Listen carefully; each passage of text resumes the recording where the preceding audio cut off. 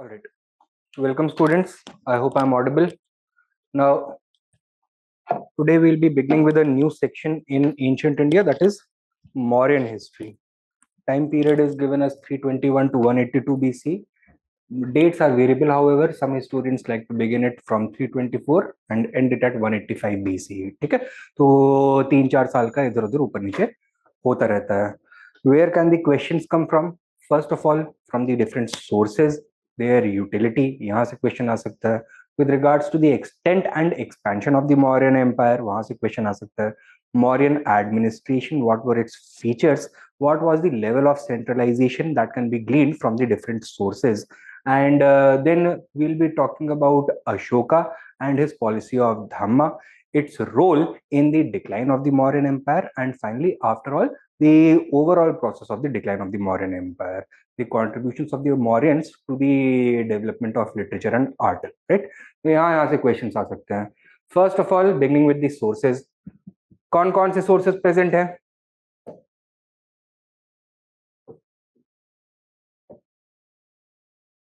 Both archaeological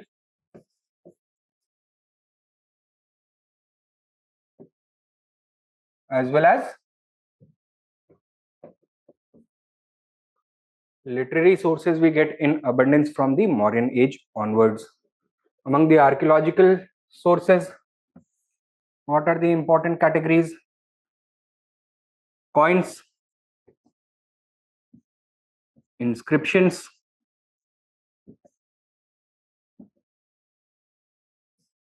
settlements,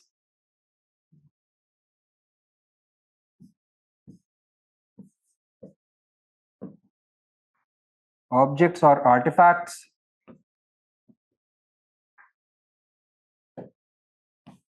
including jewelry, various kinds of ornaments, weapons, etc.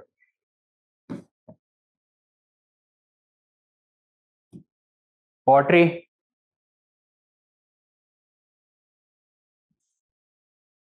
caves, stupas, pillars, etc. Right? Among the literary sources, we have access to both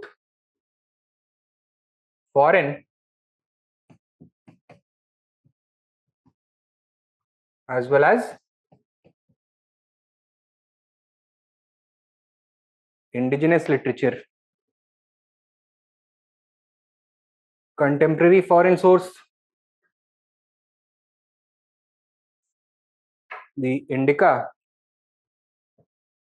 of Megasthenes. The original work is lost, and now the Megasthenes is known to us through the various excerpts which were used by later Greek and Roman historians. Apart from that, Chinese travelers such as Fahin and Huensang have also displayed a great degree of interest in Mauryan history because of their association with Buddhism, okay? Especially in Ashok, right? Indigenous sources of two varieties, religious and secular literature.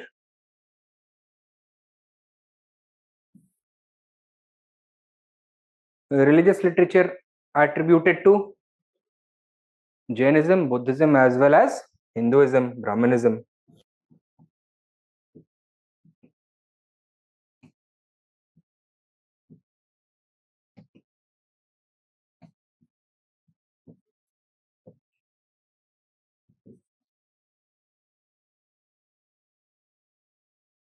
Secular literature such as the Arthashastra,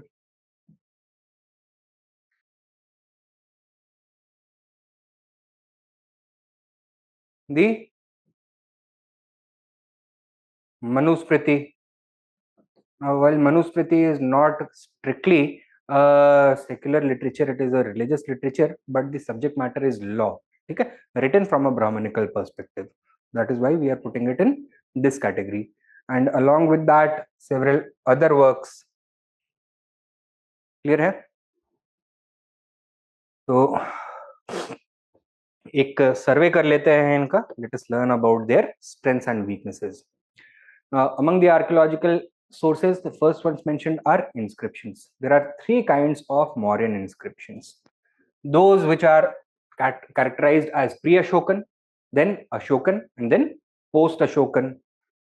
Two inscriptions, pre-Ashokan, several Ashokan inscriptions, and several post-Ashokan inscriptions.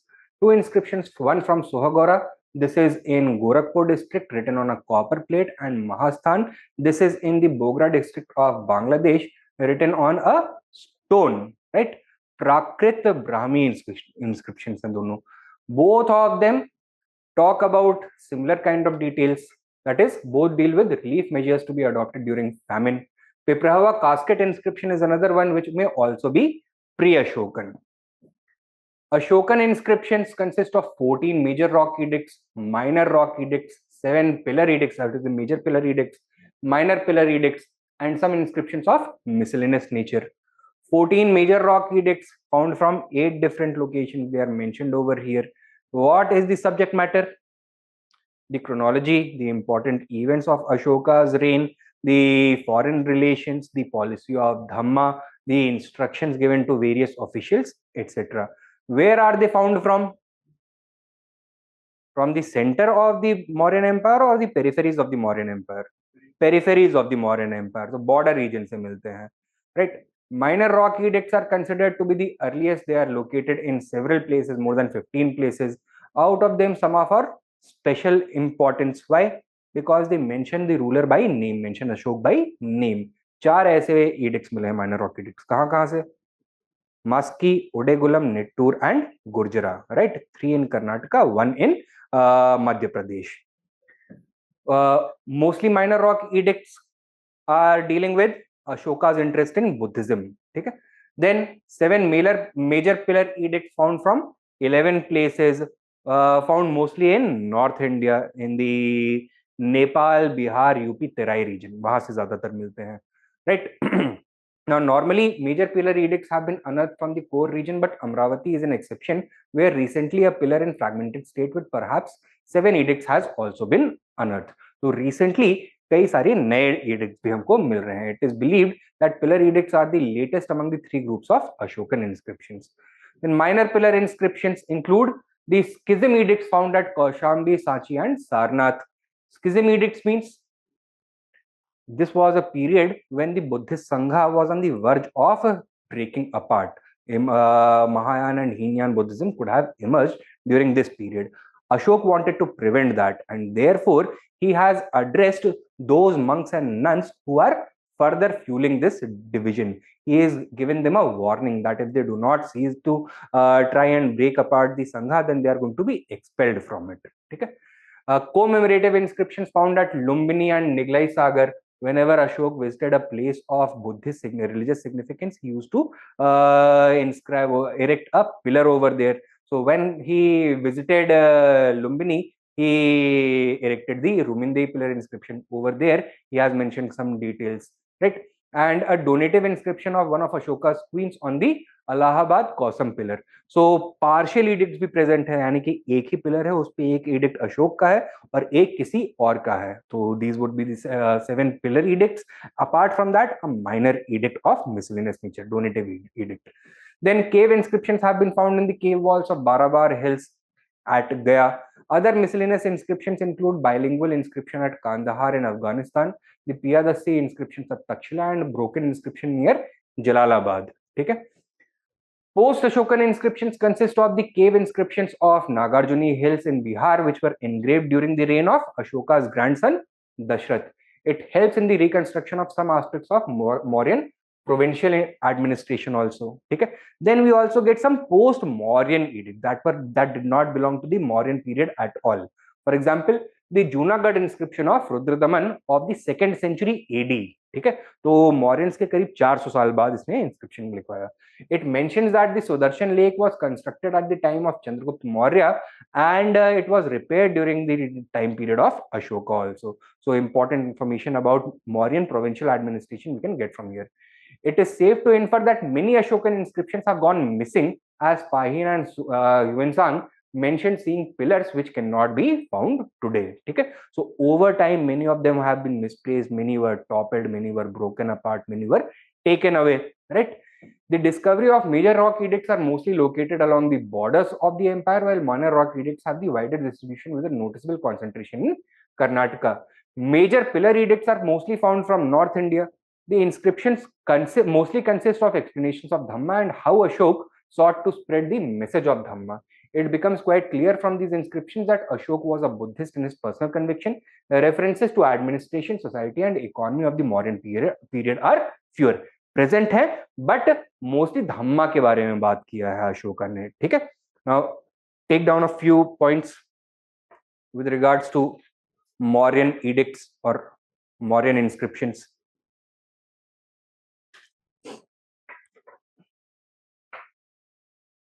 Give the heading sources और उसमें archaeological sources and then inscriptions.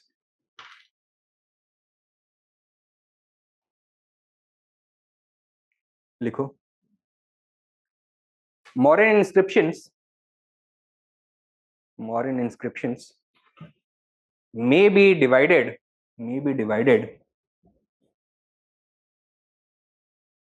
into three categories.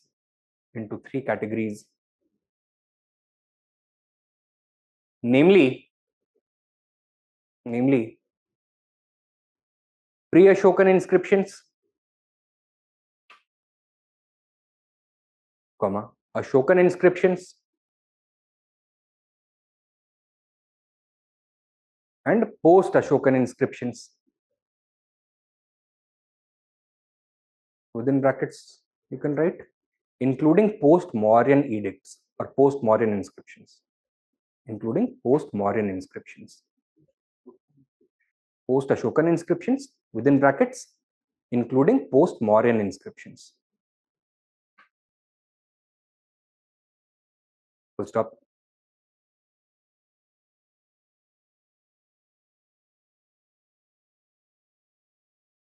Sub point लिखो. Pre-Ashokan inscriptions such as the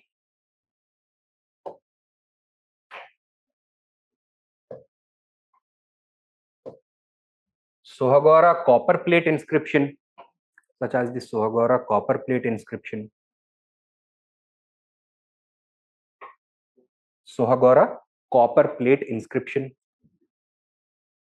the Mahasthan circular stone inscription,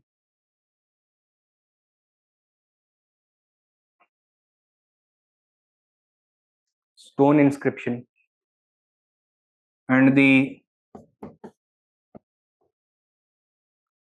Piprahava casket inscription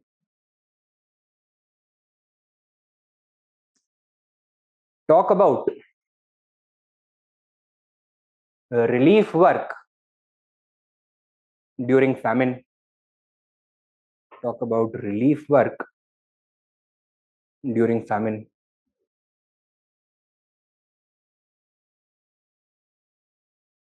ठीक है. Next sub point. Ashokan inscriptions. हाँ, अभी आपने क्या लिखा था? पॉइंट लिखा था, सब पॉइंट लिखा था. सब पॉइंट लिखा तो नेक्स्ट सब पॉइंट लिखो. Ashokan inscriptions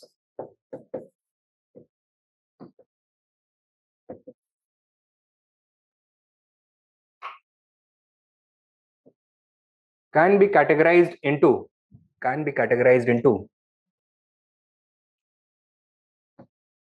14 major rock edicts,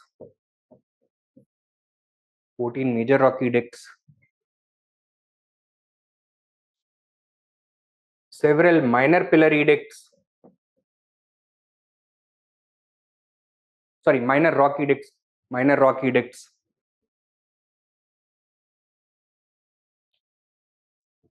11 major pillar edicts,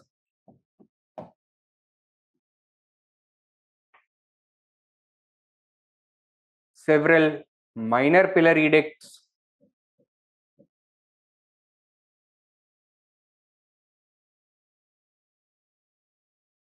such as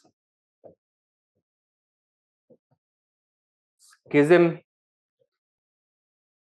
commemorative,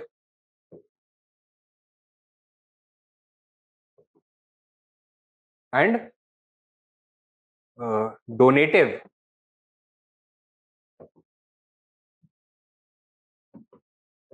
edicts.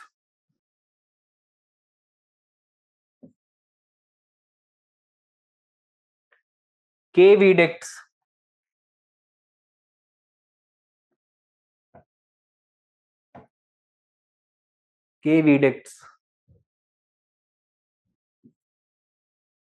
and separate rock edicts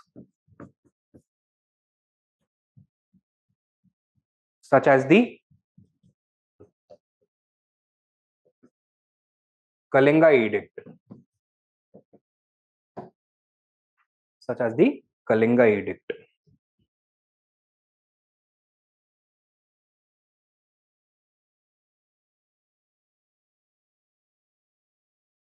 Full stop.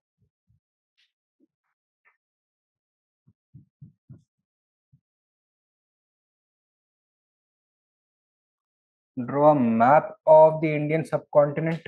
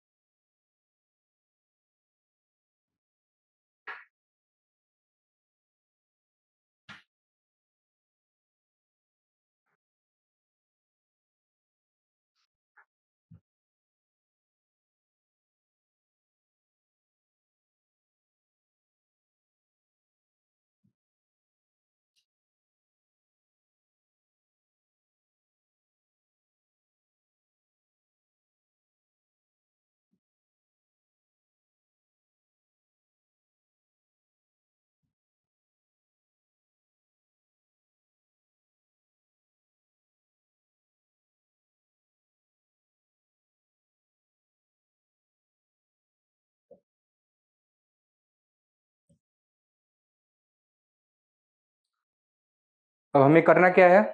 We need to highlight the locations of the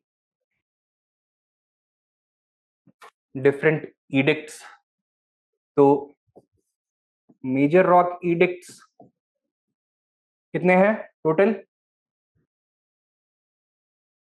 14 major rock edicts found from 8 locations.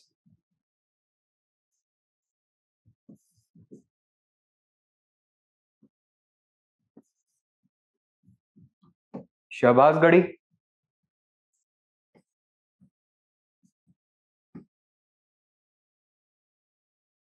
Mansehra, कलसी,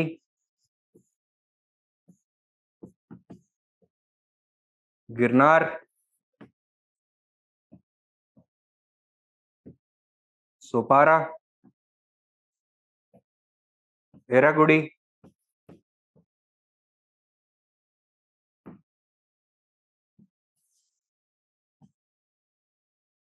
जौगढ़,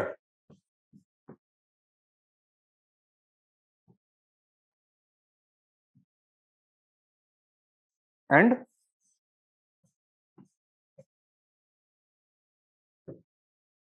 धौली. कहाँ कहाँ है ये? Shahbazgarhi over here,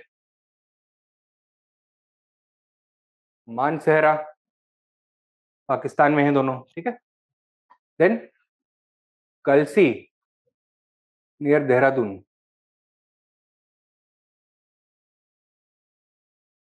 Girnar Junagadh,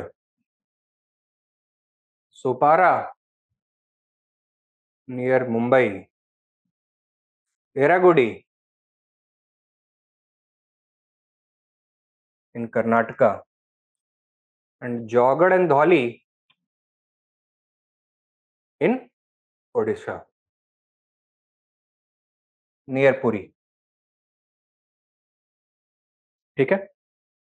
Then we have the 11 major pillar edicts found from, sorry, 7 major pillar edicts found from 11 locations.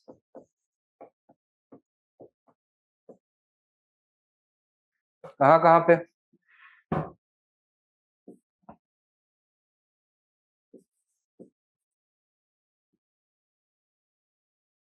Topra,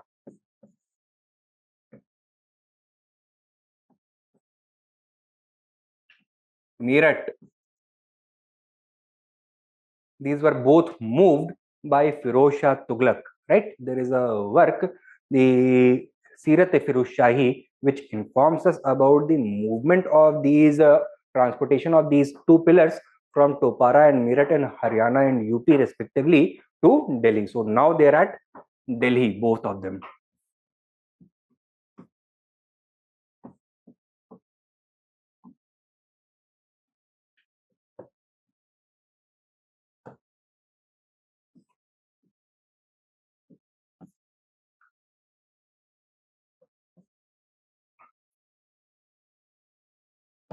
Kaushambi,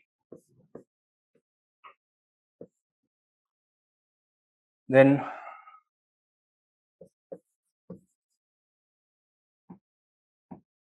Rampurva,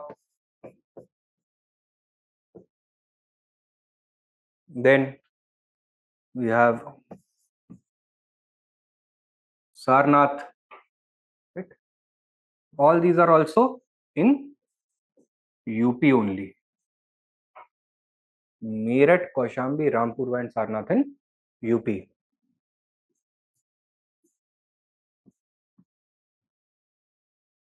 Sanchi in MP.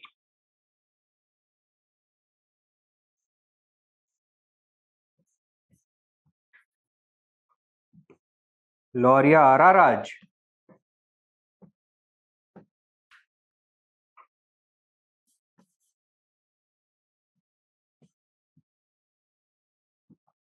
Lorya Nandangarh.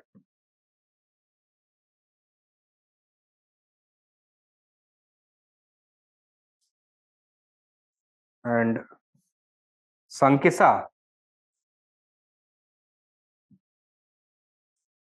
are all in Bihar.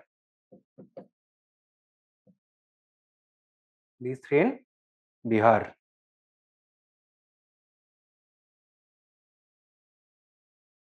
And finally,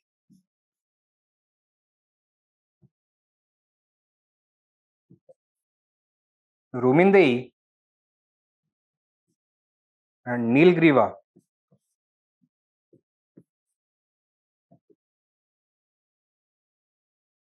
They are in Nepal.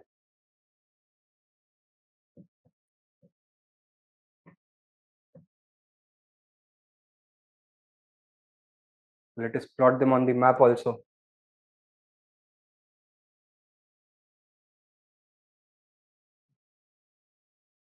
A, Topara. B, Meerut. C, Kaushambi. D, Rampurva. E, Sarnath. F,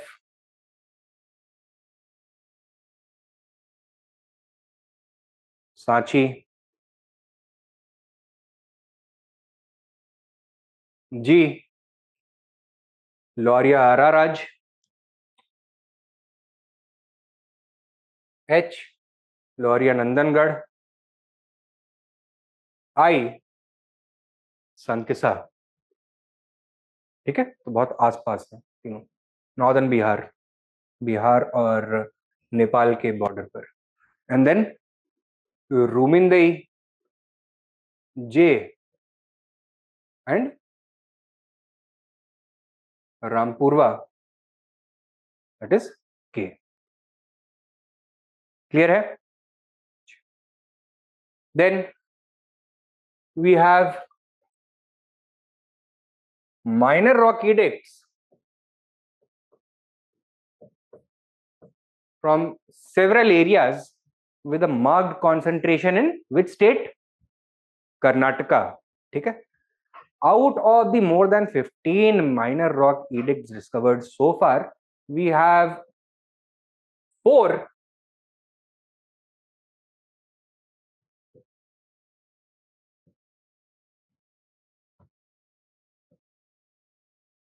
which are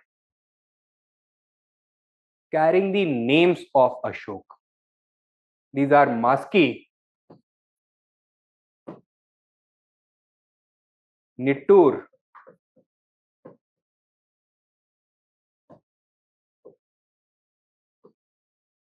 Udegulam, and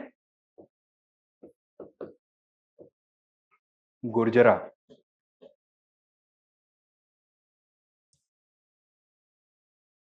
No. Maski, Nittur, and Udegulam are in Karnataka.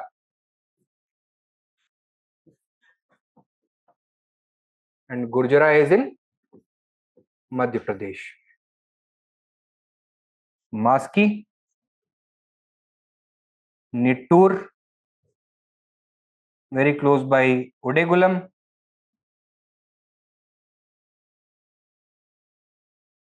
and Gurjara over here, Datia district of MP.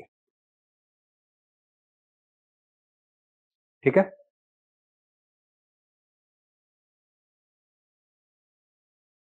Then we have schism edicts also, schism pillar edicts.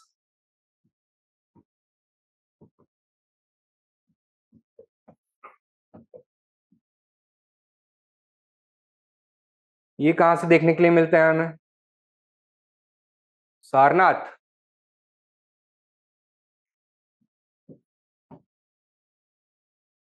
Sanchi, and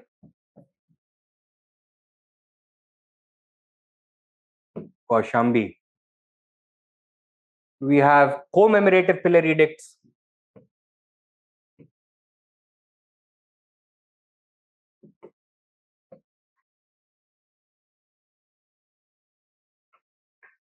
At Rumindei,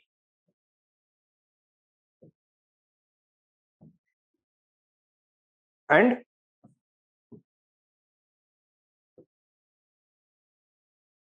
Rampurva. ठीक है. So since we have already plotted these, मैं दोबारा नहीं कर रहा हूँ. We have a donative edict.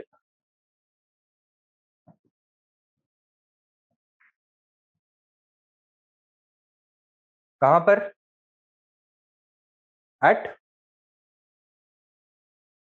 Kaushambi.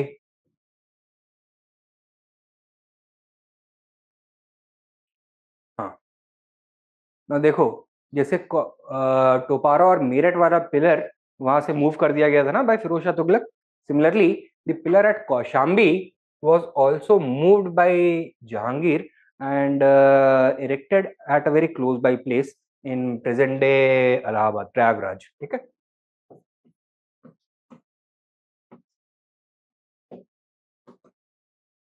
So whenever we are saying Kaushambi, we are actually referring to Prayagraj. Originally it was in Kaushambi. We have marked that on the map also, but presently it is in Prayagraj. ये donative edict भी प्रयागराज में है. ये Kaushambi edict भी sorry, the schism edict is also now in Prayagraj only. Clear है?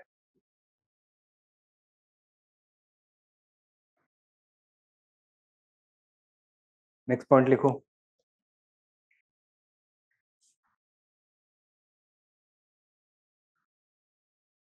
In these edicts, the main subject matter is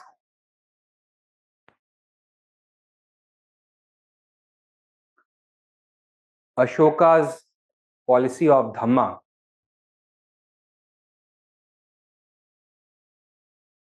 and his interest in Buddhism. full stop. However, we also get important information with regards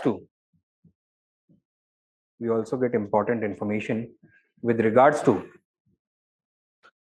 society, economy,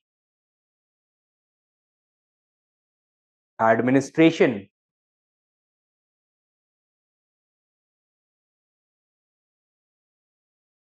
conflicts,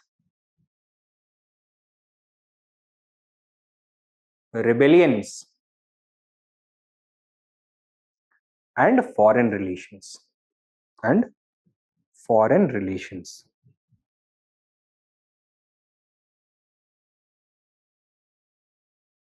ठीक है, ये हो गए pre Ashokan and Ashokan addicts. Next लिखो. तो pre Ashokan addicts में कुछ और एडिक्ट भी आ जाते हैं. For example the Kandahar cave addicts. ठीक है, these are bilingual edicts. These are translation of the major rock edicts only in different languages, 2 different languages, Greek or Aramaic. Okay, so this indicates that in this region Greek and Aramaic were being spoken. Greek because of Alexander's invasion, Aramaic because of Persian invasions before Alexander. ठीक, तो यहाँ पे वो वाला culture ज्यादा dominant था. Then we also get some Ashokan edicts from the region of Gaya. 12 bar hills में उसने कुछ केव बनवाई थी, 3 केव्स, तो वहां पे भी कुछ एडिक्ट्स मिलते हैं. तो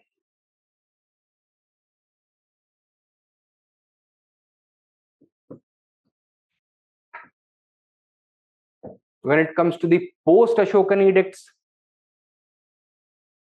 write down post Ashokan edicts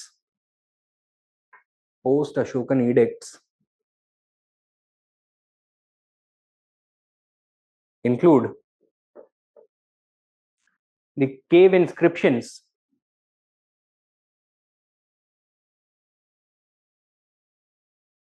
at Nagarjuni, at the Nagarjuni hills. This is also in Gaya only.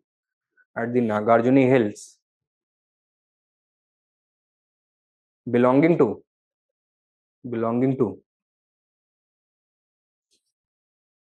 Dashrath, and the Junagadh rock inscription. The Junagadh rock inscription of the Shaka ruler Rudradaman. The Shaka ruler Rudradaman.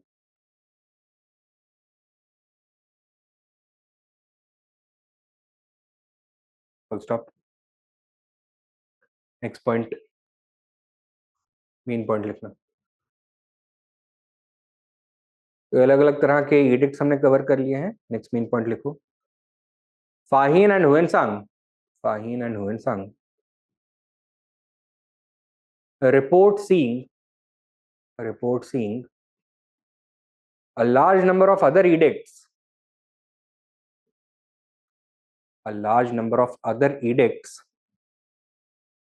which seem to have been lost.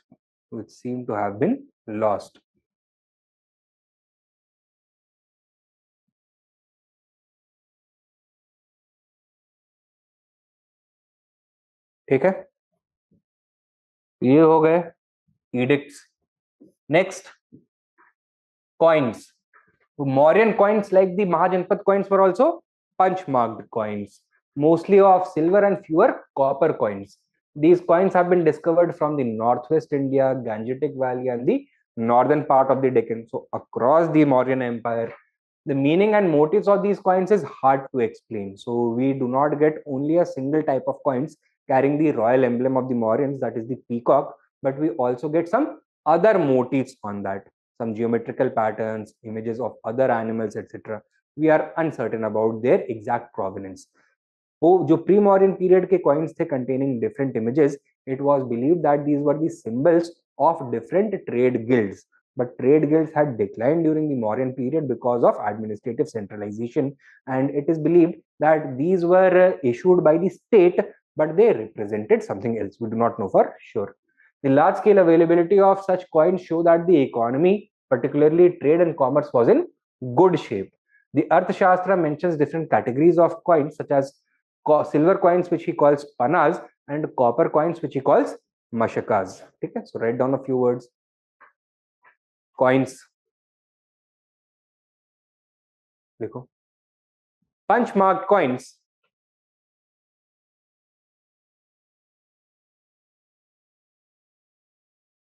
are found in large quantities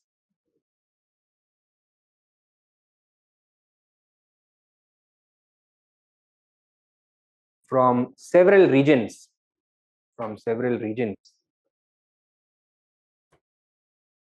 of the Mauryan Empire, indicating the flourishing state of trade and commerce.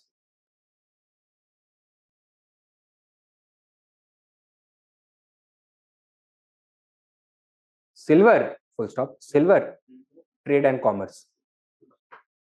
Flourishing state of trade and commerce. Flourishing state of trade and commerce. Full stop.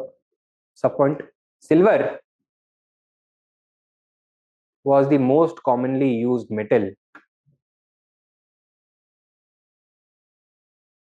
and copper was much rarer.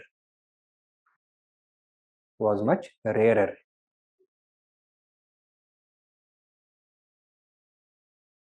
What does this indicate? Silver किस तरह के transactions में use होता होगा? High value और low value transactions. High value copper, low value transactions. That means high value trade, especially long distance trade, was highly monetized, whereas the level of monetization for local trade or low value trade was relatively lower. So write down. This indicates that the level of monetization was relatively higher in the case of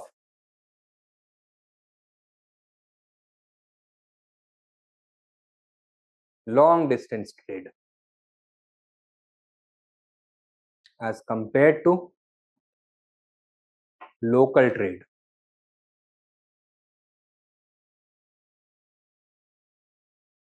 ठीक है? Clear? Next sub point. Arthashastra refers to silver panas and copper masakas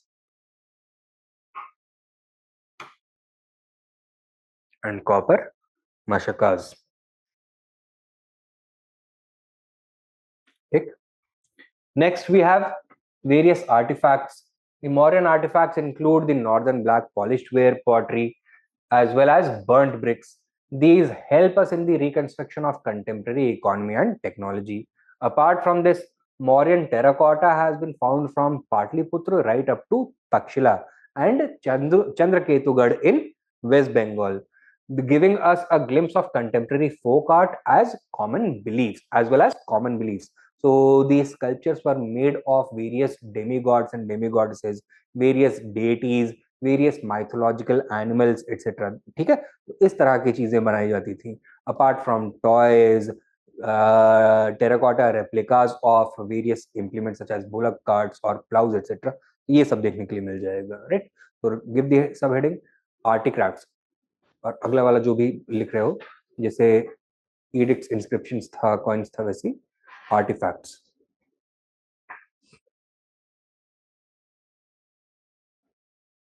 Write down. Northern black polished ware pottery, NBPW, comma, burnt bricks, comma, ring wells, ring wells, comma,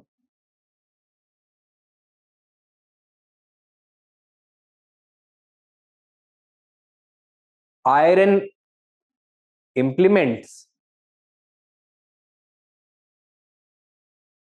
comma, jewelry made of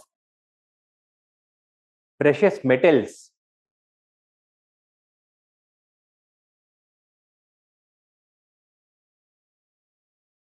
and terracotta sculpture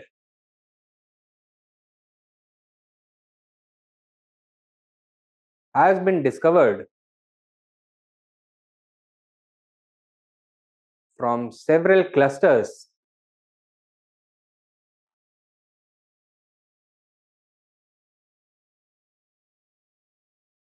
in eastern India, comma, the Ganga Valley, comma, northwestern India, comma, the Deccan,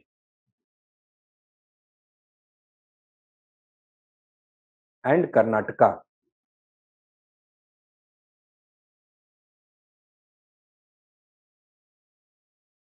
Full stop.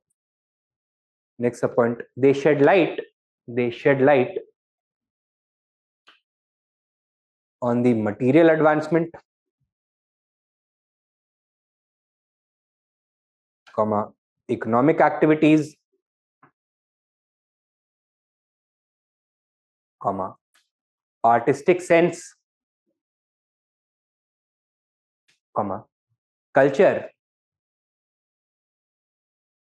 and religious beliefs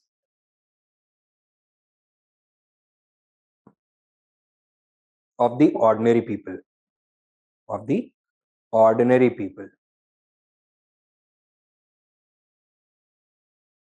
ठीक है, ये हो गए archaeological sources. Then we have the literary sources. Now it can be divided into indigenous and foreign accounts. Indigenous literature can be further subdivided into religious and secular literature. Religious literature includes Buddhist, Brahmanical, and Jain literature. Among the Buddhist literature, most important are the Jataka stories. Jataka stories constitute one of the 15 books of the Khuddaka Nikaya.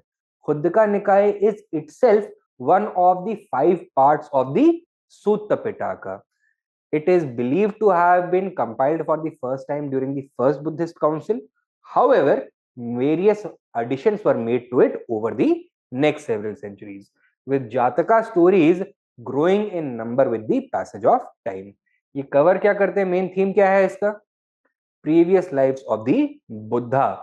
However, they also give a broad picture of the contemporary socio-economic conditions, because Buddha in various periods would be imagined to reside in those similar conditions. तो जैसा society और economy writer का होगा वही उसमें भी reflect करेगा. The Digha Nikaya, which is also one of the 5 volumes of the Sutta Pitaka, exhibits the influence of Buddhist ideas on the political sphere. So it gives some administrative details, some ideological details when it came to the ruling philosophy of the king, right? The Sri Lankan chronicles, including the Deep Vamsa and Mahavamsa, are important because they work as cross references to cross check the details being provided by the Indian Buddhist texts. These become important. For instance, it was the Deep Vamsa which confirmed for the first time that the term Piyadasi is actually referring to Ashok. Further, it covers measures taken by Ashok to propagate Buddhism in Sri Lanka as well. It also contains accounts of the Buddha's life and the various Buddhist councils. Another piece of Buddhist literature, that is the Milind Panho, this is actually belonging to the post-Mauryan period. It is a conversation between an Indo-Greek king, Milind, this is the Indian name of the Greek king Menander, with a Buddhist monk, Nagasena, mainly on moral and philosophical issues. It also contains some important information with regards to the Mauryan dynasty. 16th century Tibetan traveler, Tibetan monk Taranath also provides important information about the Mauryan age. For example, he informs us that Bindusar was the lord of the land between the two seas. This indicates that Bindusar may have undertaken the expansion of the Mauryan Empire beyond the Vindhyas.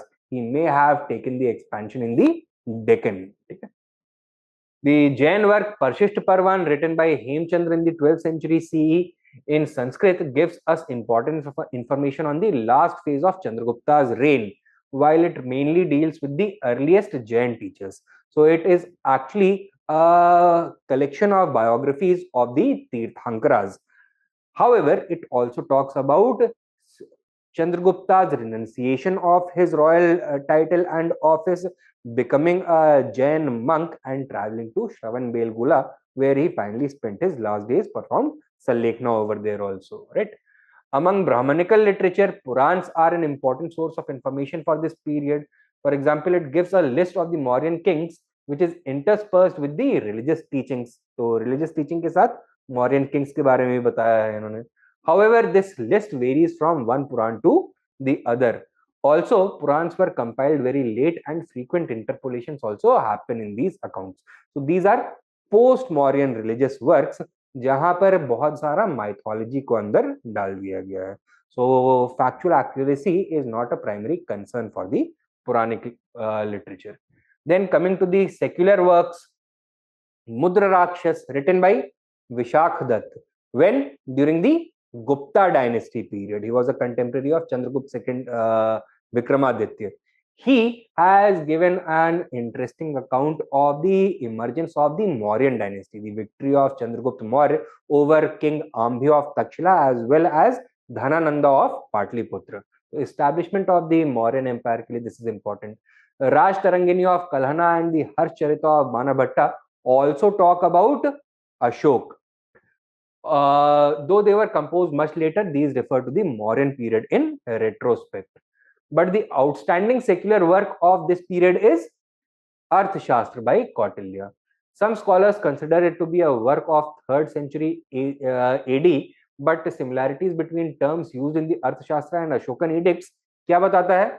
That Kautilya was writing at the same time as Ashoka, right? It was the contemporary of the Mauryan period. The importance of Arthashastra lies in the fact that it gives detailed information about the Mauryan society, polity as well as economy. Limitation क्या है इसका? It is a normative work. ठीक है, तो idealise picture दिखाता है कि ये ऐसी चीजें होनी चाहिए, नेसेसरली है या नहीं, that it does not talk about, right. Further it is written from a brahmanical perspective, so brahmanical bias भी दिख जाता है यहाँ पे थोड़ा थोड़ा. Then we are uncertain about the exact identity of Kautilya. कुछ लोग बोलते हैं that it was none other than Chanakya और Vishnugupta. Some others say that it was Chanakya. Then some portions of the Arthashastra seem to be belonging to the pre-Mauryan period, some to the Mauryan period, some to the post-Mauryan period.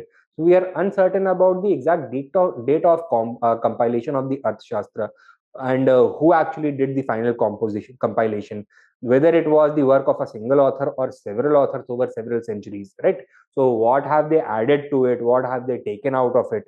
We do not know for sure. These are the kinds of limitations. Foreigners' accounts. The most important foreigner account is the Indica of Megasthenes. Who was Megasthenes? He was a Greek diplomat. He was the ambassador of the Indo-Greek king Seleucus Nicator in the court of Chandragupta Maurya. The original book has been lost to us and is known to us through excerpts taken from works of scholars such as Arrian, Pliny the Elder, Justin, Diodorus, Plutarch, Strabo, etc. This work basically deals with the court life and town administration, but there are certain limitations over here also. किस तरह की limitations? The general limitations suffered by works of foreign authors. For example, कि foreign cultural lens के through Indian conditions को interpret करने की कोशिश करते हैं, and this leads to misinterpretations. In a very short period of time, they are trying to cover a very wide subject matter. Therefore, some generalizations are made, some important details are missed by them. Further, because the target audience is their own countrymen, that is why they need to make their account as sensational as possible. They are going to include certain lies, certain non-truths in their analysis as well. Further, because they are unfamiliar with Indian society, Indian religion, Indian languages, therefore there are problems with translation also. So concepts such as caste or varna are not going to be easily discernible for them. They will not know how to describe it. So यहाँ पे mistakes हो जाते हैं. These are the kinds of shortcomings, right? And further, since these kinds of foreign travelers were usually royal guests, for example, Megasthenes was a royal ambassador, where would he spend most of his time?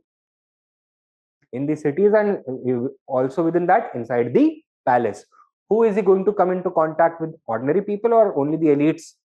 Only the elites. So he is going to take their culture to mean Indian culture as a whole. That is why जो picture बनती है वो fragmented बनती है, partial बनती है, complete comprehensive picture नहीं बन पाती है. ठीक है. Some mistakes are also made. For example, he tells us that Indian society is not divided on the basis of varna or caste, rather it is a class based society. Total 7 classes hain. He further says that slavery does not exist in India as a whole. However, Arthashastra refutes this. He also proclaims that all the land belongs to the king and Indians do not know writing. Is this true? No. Indians by this time had a rich literary tradition. Often incredible accounts like unicorns, men with dog-like heads, gold-digging ants, etc. are mentioned. Such assertions reduce the utility of the Indica in comparison to the Arthashastra. And wherever there is a divergence between the two sources, preference is given to the Arthashastra. Later, Greek and Roman authors took only those bits from the Indica which they thought would intrigue their readers, right? So, Indica, maybe we do not have the original work. Megasthenes may have written a lot of other things, but only those bits were taken which were thought to be interesting by the writers of those later Greek and Roman works, which they thought is going to attract their audience, right? And many details were also distorted so that the subject matter of India would become easily accessible and understandable to the Greek and Roman people, right? So we do not know whether they directly assessed the Indica or they were also referring to some intermediate source, किसी से कहीं सुनी बात के ऊपर लिख रहे हैं, or whether they themselves are consulting some excerpts of Megasthenes' work. So several stages or several layers of filtration has taken place before Indica has become available to us. These are the limitations with it.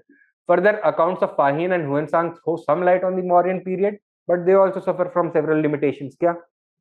They were written several centuries after the Mauryan period had already come and gone. They religious bias bhi exhibit karte hain. They are extremely favorable towards Ashok and the Mauryans in general. Okay? So these are the limitations of these foreign sources. Then we have Kautilya and Arthashastra. Who was he? He is the author of the Arthashastra and is generally identified as Chanakya or Vishnugupta. That is Chandragupta Maurya's minister and mentor. The Arthashastra is one of the most important sources for reconstructing ancient Indian economy, legal institutions, social structures, and polity as well. Although the work is basically concerned with political theories and statecraft, it also throws ample light on contemporary society. So main subject matter है political theory or statecraft, but incidental details about society we also get to know because it gives prescriptions with regards to certain laws. For example, the treatment of slaves, the treatment of Shudras, the treatment of women, inheritance rights, etc. तो society के बारे में भी important details मिलते हैं. Additional advantage of this text is that it not only elaborates the views of the author, but also cites the opinions and views of different political theories by preceding authors. So it is a consultative work. The author is an expert in this field and he has referred to previous works, right? At least 5 schools of political thinking and 13 individual political thinkers have been cited in the various political problems, on various political problems. The Arthashastra itself consists of 15 books known as Adhikarans. Basic style of writing is that every section begins with a sutra that is a short sentences posing the problem and then commenting with regards to the solutions, that is टीका. तो सूत्रा followed by टीका. तो question पूछ रहा है, फिर उसके बाद उसका जवाब दे रहा है. The first 5 books deal with internal administration, next 8 with interstate affairs, and last 2 miscellaneous subjects. ठीक है. The entire text is framed from the perspective of a middle-sized kingdom with an ambitious king. ठीक है. His objective is to advise the king on how to enhance his influence and enlarge his kingdom. So, who seeks to strengthen his kingdom internally and expand his kingdom into an empire. The Arthashastra does not mention any king by name. ठीक है. तो no Mauryan king is mentioned at all. ना चंद्रगुप्त मौर्य ना Ashok. This is perhaps because it is a theoretical work for an upstart king and not a memoir of an administrator. Many scholars think that this work on statecraft may have been used as a guide in the affairs of the state. Kautilya is mentioned as the sole author of the in the Arthashastra itself. So the Arthashastra itself tells us that Kautilya is the only person who wrote it. Later works like Nitisar of Kamandaka also support this view. So Nitisar was a work on statecraft written by a political theorist Kamandaka during the Gupta period, right? He has also made references to the Arthashastra, and he confirms that the author of the Arthashastra is in fact a person known as Kautilya only. However, some historians have argued against the view that the entire Arthashastra was written by one person named Kautilya. क्या argument है इनका? That the identity and existence of this person Kautilya cannot be corroborated from the other contemporary literary sources like the Indica and the Mahabhashya. So neither Megasthenes nor Patanjali have mentioned any person like Kautilya. Also, the authorship attributed to Kautilya in the Arthashastra may have been a later interpolation. Okay? So the name may have been attributed to the work later on as it was revised over the next several centuries. Further, that such an intense and condensed work on statecraft may have not been the work of a person involved in day-to-day administration is also argued. That a person like Chanakya, who was the minister of Chandragupta Maurya, was responsible for day-to-day running of the empire. He would not have the time nor the interest to sit down, spend lengthy hours each and every day for several years to write 15 different books in such a concise and condensed, in such an intense and condensed manner. Okay? So this was probably the work of some political theorist and not some actual administrator. Now, while these arguments are interesting, none of them have been able to convincingly refute Kautilyan authorship of the Arthashastra. Matlab, example, Indica itself exists today in the form of references in the works of later Greek and Roman historians, right? How do we know that originally Megasthenes had not mentioned the name of Kautilya, and that later on the Greek and Roman historians have simply chosen to not mention it, ignore it. Okay? They might not have found it interesting. So further, Mahabhashya is a work on grammar. What is going to be the association of a grammarian with a political theorist? What is going to be his interest in that field? That is also a matter of debate, right? So it is unlikely that this book would have covered the name of Kautilya or the Arthashastra, right? References to Sangha politics, Ajivikas, etc. also locate the Arthashastra in the Mauryan period itself. And also the administrative structure outlined in the book is uniquely Mauryan. Okay? So these are the literary evidences with regards to Mauryan Empire. Write down literary sources.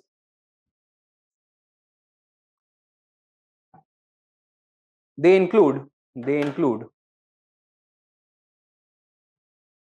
both indigenous and foreign literature.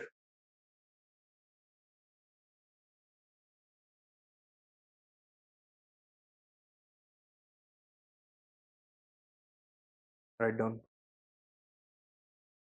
Indigenous literature consists of both religious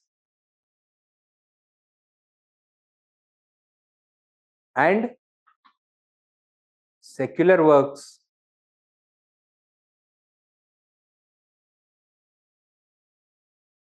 Full stop.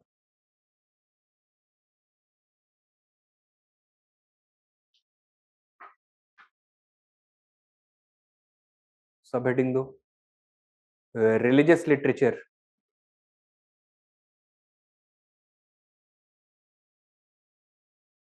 associated with Buddhism, Jainism. Subheading. Religious मतलब सब point लिख लो. Religious literature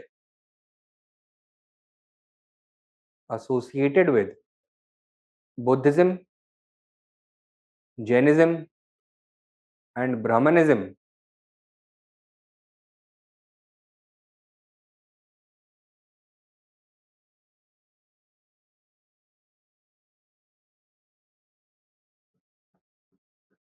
composed during and after the Mauryan Age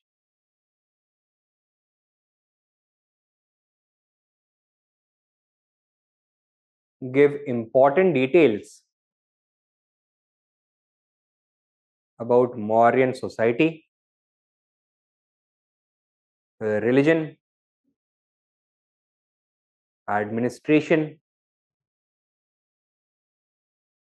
politics. क्या लिखा आपने? Religion, society, religion, administration, politics and culture.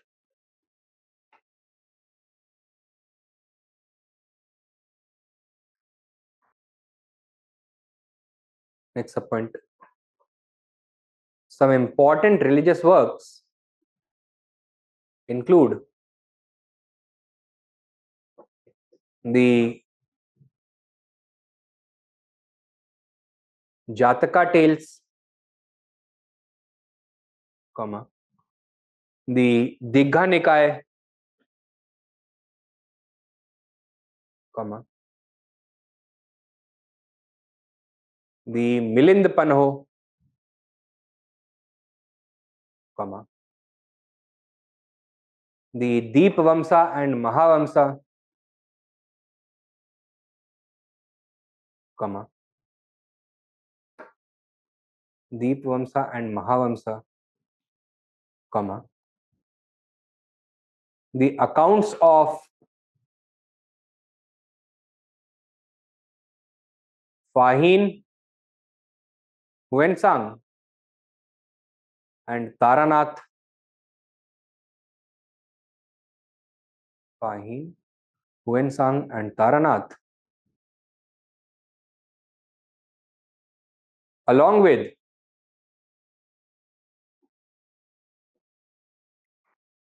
Jain sources such as the Parshisht Parvan,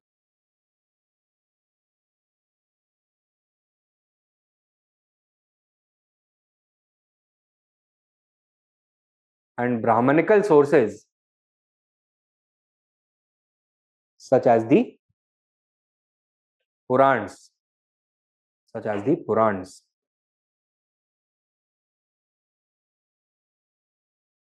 Full stop.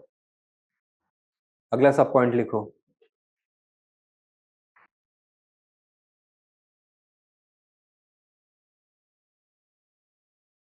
While later secular works such as the Mudra Rakshasa, Raj Tarangini,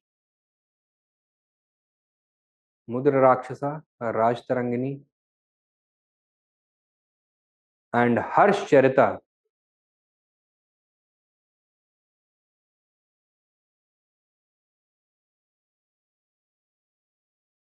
talk about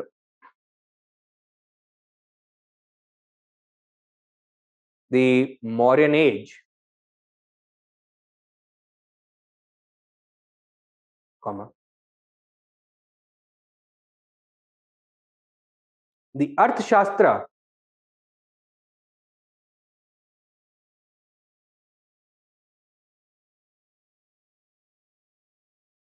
is the peerless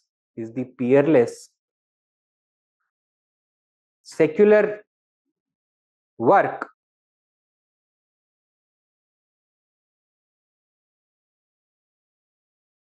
on Mauryan society,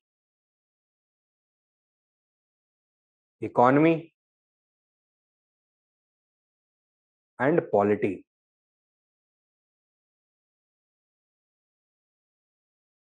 Full stop. Next sub point. अभी indigenous sources करे ना आपने? हाँ, तो next heading दो, foreign sources, foreign literature.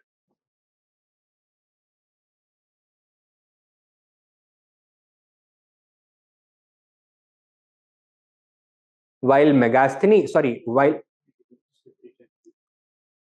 Religious literature और secular literature भी हो गया ना. अभी एक बार दिखाना किस तरह से किया है आपने. नहीं, सोर्सेज में लिटरेरी सोर्सेज थे पहले, रिलीजियस, अच्छा, indigenous literature consist of both religious and secular sources. तो इंडिजिनस लिटरेचर हो गया ना. सेक्युलर वर्क्स हो गया. तो रिलीजियस और सेक्युलर हो गया इंडिजिनस में. अब फॉरेन लिटरेचर लिखो. while later Chinese travelers such as Fahin and Huensang such as Fahin and Huensang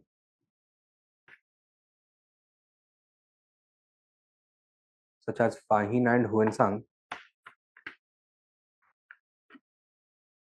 have touched upon Mauryan history,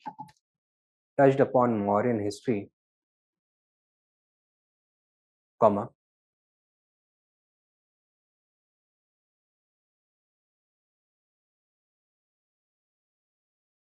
they are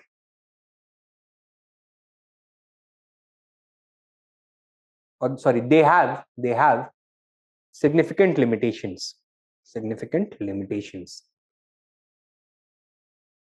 A and B. A,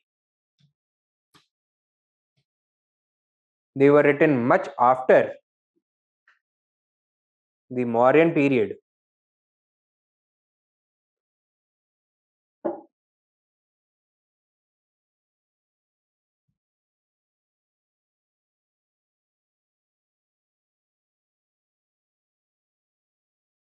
Next upon B, they exhibited a strong bias. In favor of Ashok and the Mauryans due to the Buddhist connection.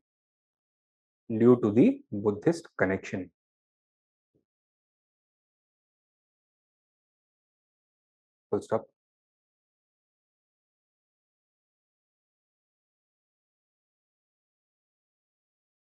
Next main point लिखो.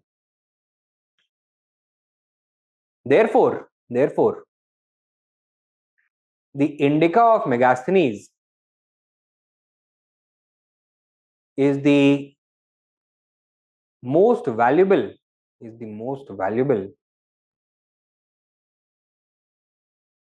foreign account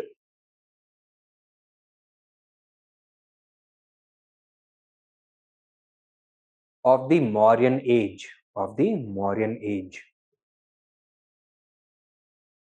Full stop. Next point. Its author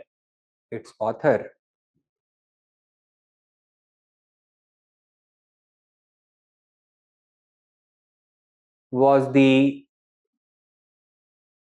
royal ambassador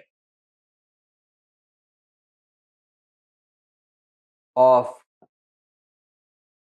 Seleucus Nicator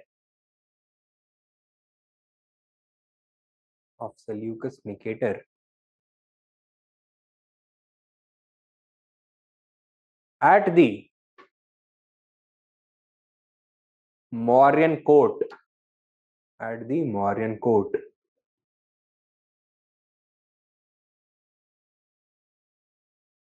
Full stop. It provides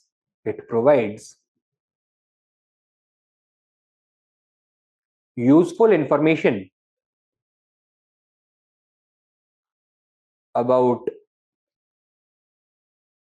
the economic conditions,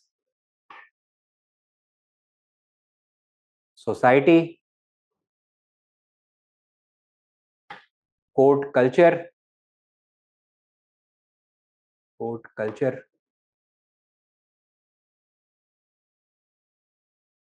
and administration of the Mauryan Age.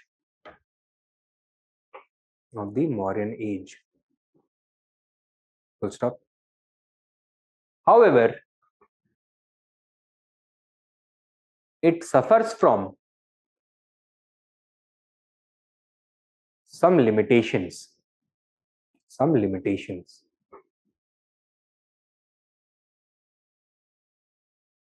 In the form of subpoints 1 2 3 4 करके लिख सकते हो limitations. Number 1, Megasthenes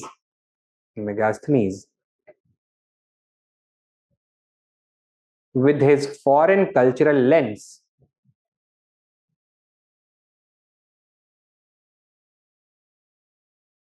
was unable to truly understand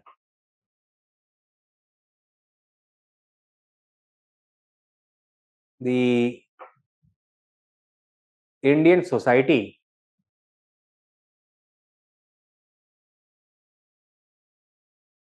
and has made many misinterpretations.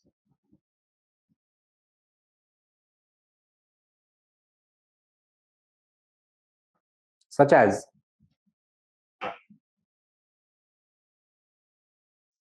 claiming that the Indian society was divided into 7 classes, or that slavery was not practiced in India, or that Indians did not know how to write.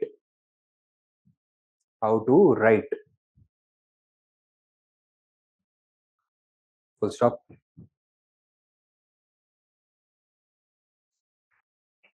Number 2, as a royal guest, comma, Megasthenes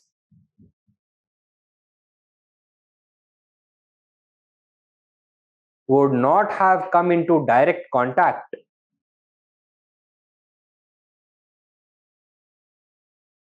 with ordinary Indians.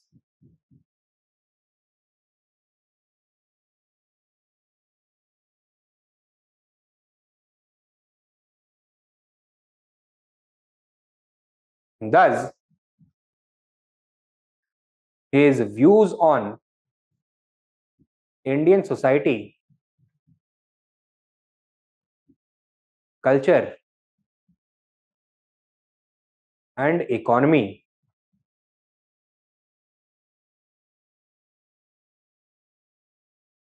were bookish and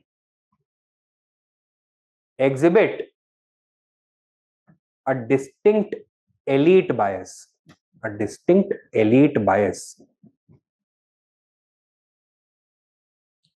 Full stop. ठीक है. Next, sub point number 3. Since Megasthenes' older work does not survive, comma, we must rely on the references to it, made by later Greek and Roman scholars.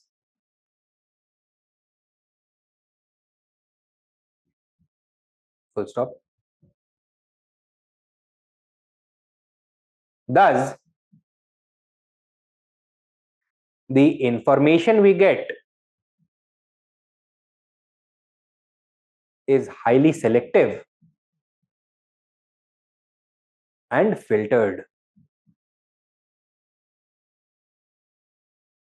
Hyphen, many important details may have been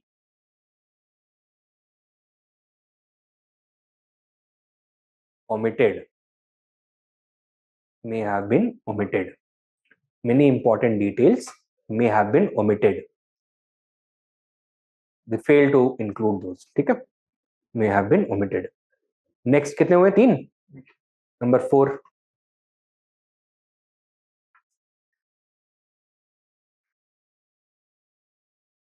The target audience of Megasthenes was Greek.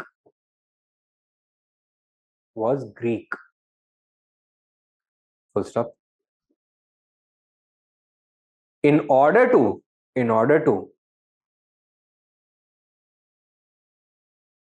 make India and its society comprehensible to the Greek readers, comma, Megasthenes may have distorted certain details.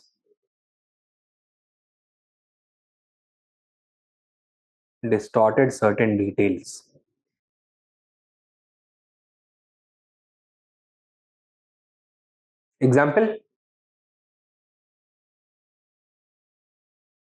Did the concept of Varna and caste exist in Greece? No, it existed only in India. तो Greeks को अगर ये concept समझाता, कोई ये बताता कि India में 7 कास्ट, 4 वर्नास हैं, innumerable castes हैं, would the Greeks have been able to appreciate that? No. Greek society was a class-based society. They were familiar with the Egyptian society, which was also a class-based society. वहां पे भी 7 classes होते थे, right? And interestingly, Plato had already written about the Egyptian society. ठीक है, उसमें भी वही 7 कास्ट मेंशन हुई हैं जो कि इंडिका में मेंशन करी गई हैं. So maybe in order to make India comprehensible to his Greek audience, he simply copy pasted the social framework created by Plato. ठीक है, so that is one example. Clear? तो क्या लिखा आपने? He may have distorted certain details, है ना? Next, number 5. Further, to make his account interesting,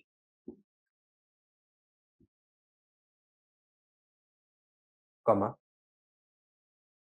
Megasthenes also made some sensational claims, such as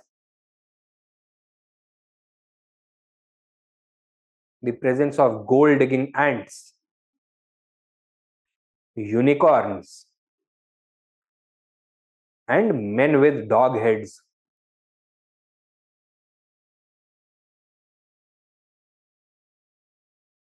So if our author is writing about these things, would he be taken very seriously? So if he is so blatantly ready to lie, what else he may be lying about? We are not certain. So such details reduce the veracity, the validity of his entire account also. Next, number 6. Further, comma, we can also not be certain whether the later Greek and Roman scholars,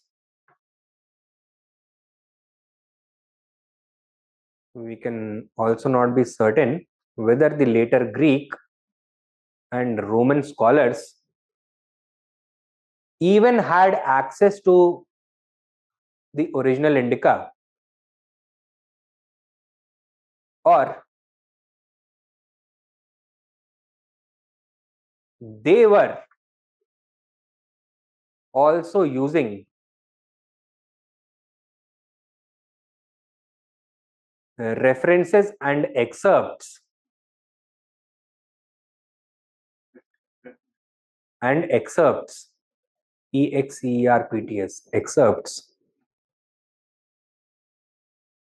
to write about India.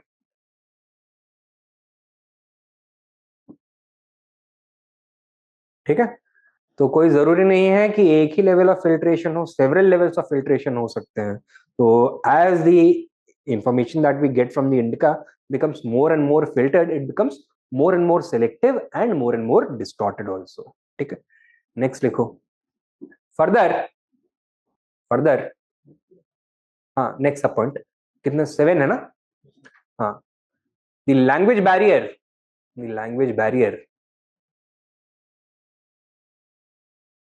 was difficult to overcome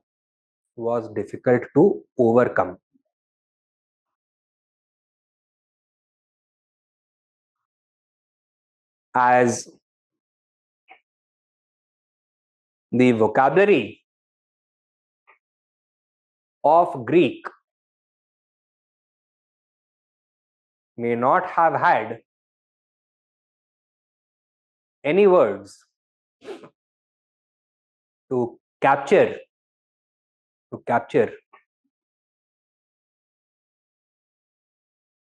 the nuances of Indian society.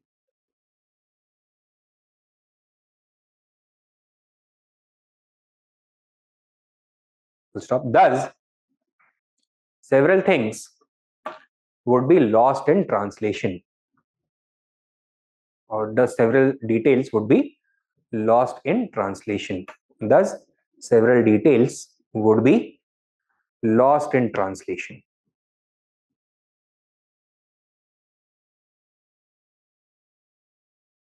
Clear? मतलब समझ में आया ना इसका, कि Greek में हो सकता है कोई ऐसा वर्ड ही ना हो which can capture the meaning of the word caste or maybe varna, right? So best alternative would be to use the word class over there.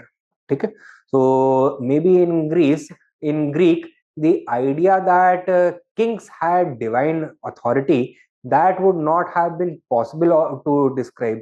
So for that, some other you can say literary innovations would have to be made by Megasthenes.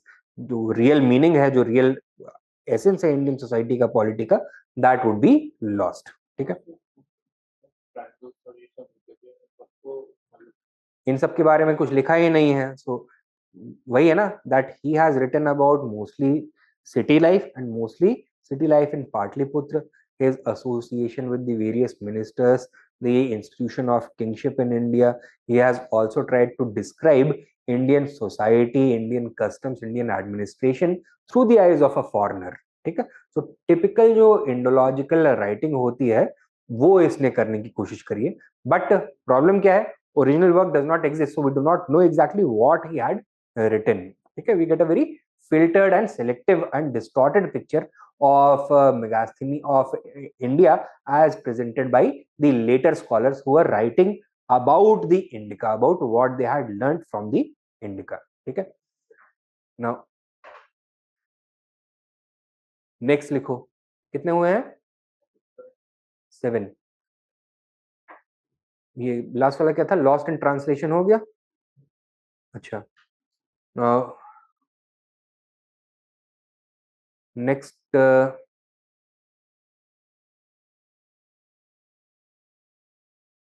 these are more than sufficient. ठीक है. Next point लिखो, next main point. therefore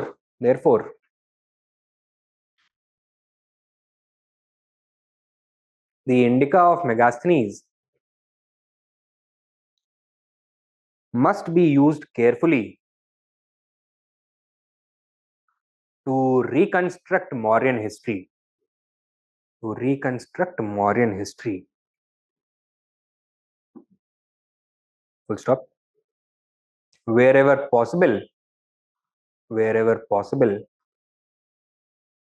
the historian must try to corroborate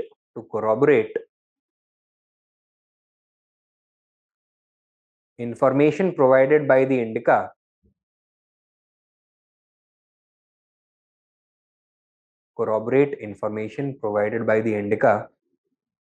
with other sources.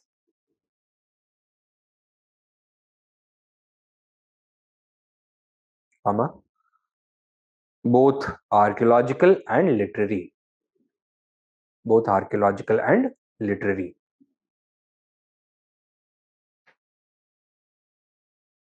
ठीक है.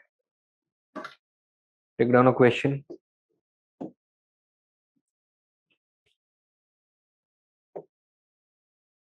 Discuss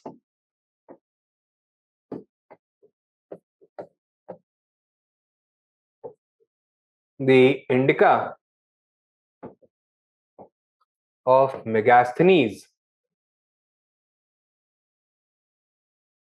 as a source of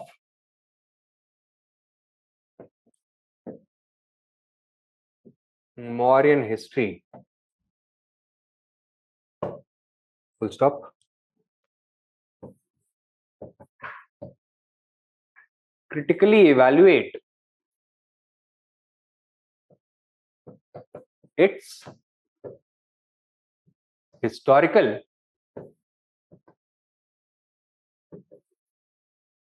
utility.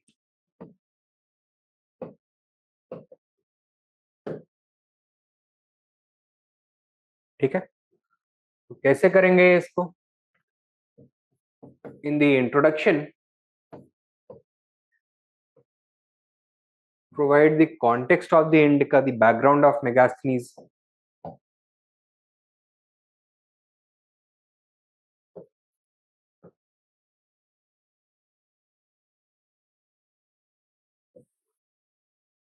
ठीक. But he was the ambassador of Seleucus Nicator, who came to live at Chandragupta Maurya's court at Patliputra after the peace treaty between the two. Therefore, he was an eyewitness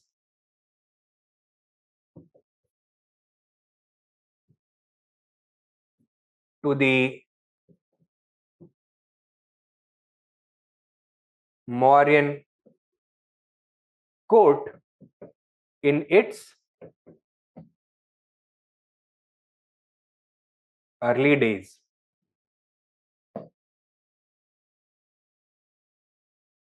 And provides several interesting details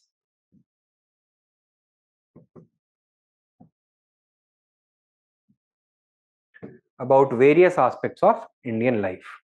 ठीक है. Then in the main body,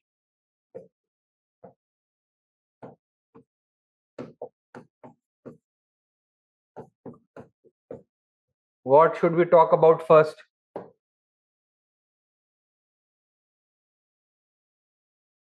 सबसे पहले ये किन चीजों के बारे में बात करता है? ठीक है. For example, it talks about the city and palace of Patliputra.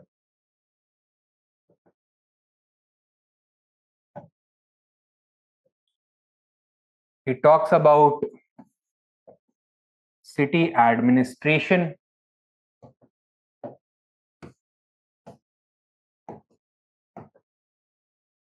military administration. He talks about Indian society and Indian customs, the ordinary people, along with some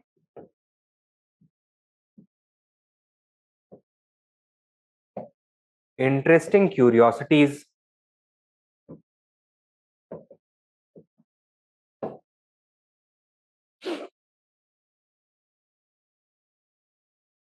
ठीक है?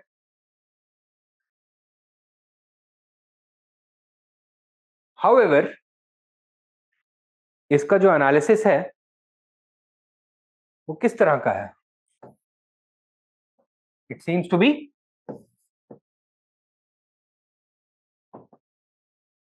superficial and has several inaccuracies. For example, the picture of city administration painted by him is different from the one given in the Arthashastra. Same is the case with military administration.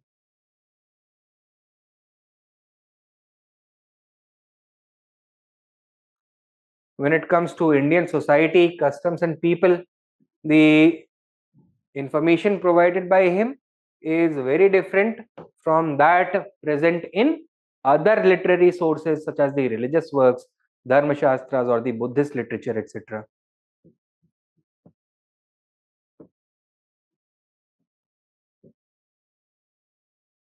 What different है? ठीक है? Further, the interesting curiosities that he mentions, such as gold digging ants or men with dog heads or other such things, the presence of unicorns and other mythical creatures, all this tends to reduce the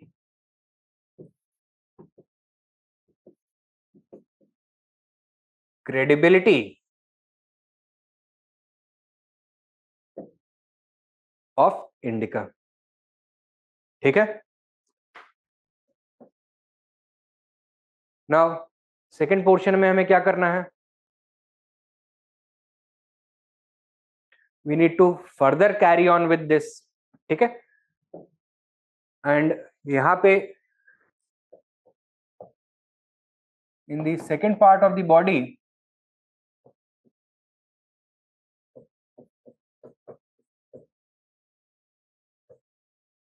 we need to highlight the important limitations of the Indica, right? The ones that we have already discussed.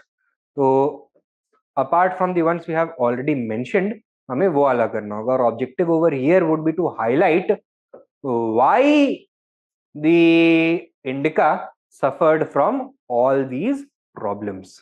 ठीक है?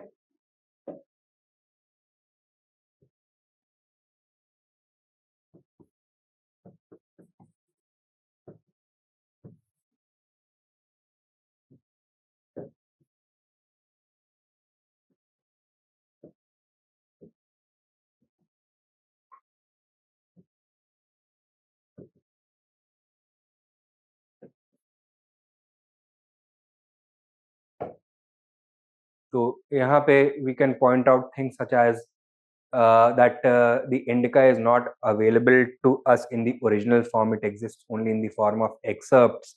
That Megasthenes was a royal guest. He took a very bookish approach towards Indian society, talking about Indian conditions. Many things were unfamiliar to him. He could not appreciate them, were seeing them through his own cultural lens. Further added to that was another filter of the need to make India and its society, its people, both interesting as well as comprehensible to his target audience in Greece. Then we can talk about how several things may have been lost in translation. Megasthenes may not have had the literary tools to capture the complexity of Indian society, to relate its exact nature to the Greek people, right? तो ये सब चीजों के बारे में बात कर सकते हैं. And then we come to the conclusion.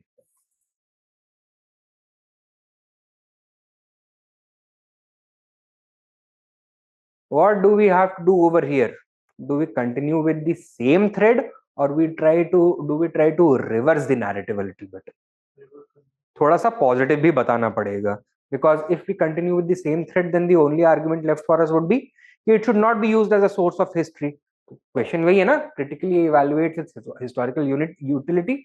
We cannot say that it is useless historically speaking. यहाँ पे despite these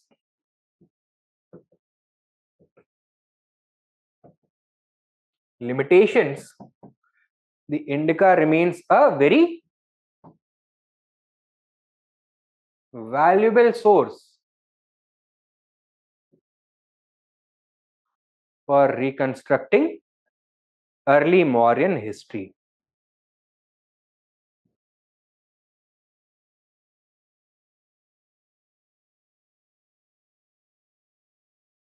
And we should end with some kind of advice for historians. Kya? Maintaining a critical attitude towards such sources and adopting a comparative and corroborative approach towards history writing is necessary for analyzing such sources. So, comparative and critical approach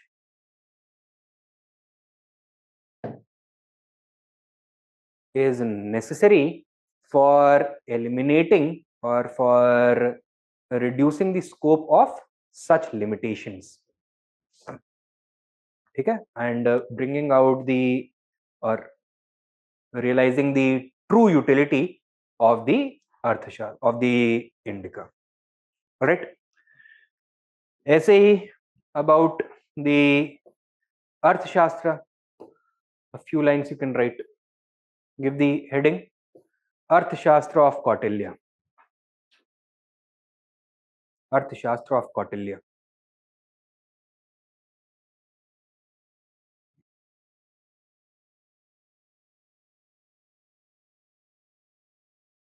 देखो, it is the most important contemporary secular source to learn about contemporary secular source to learn about Mauryan society, polity, economy,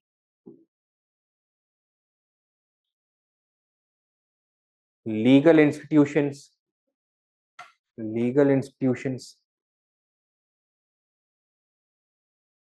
and practices.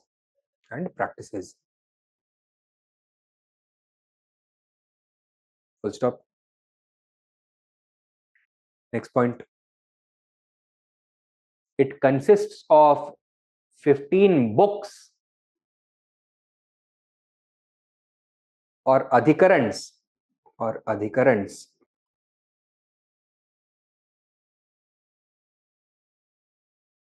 out of which the first 5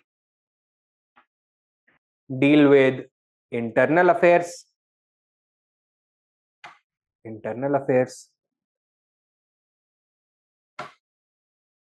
The next 8 cover foreign relations. And the last two cover miscellaneous issues.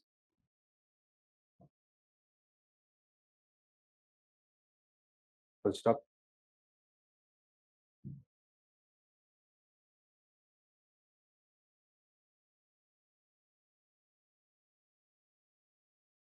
Next point. It is a normative work on statecraft. On statecraft.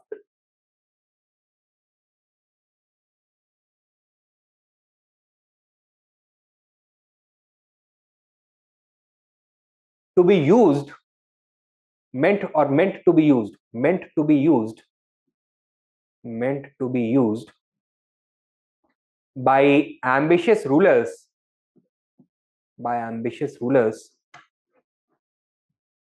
to consolidate power and enhance control. To consolidate power and enhance their territory.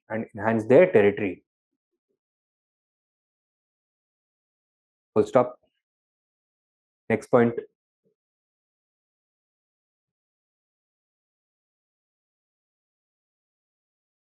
The Arthashastra, therefore, does not mention any ruler by name.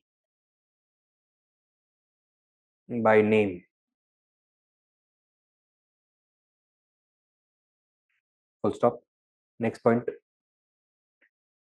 The Arthashastra itself claims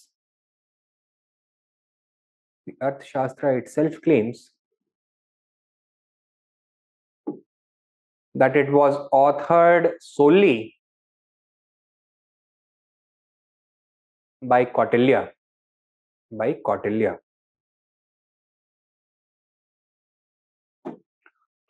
Full stop. Same point में continue करो. This is also corroborated by later political theorists such as Kamandaka,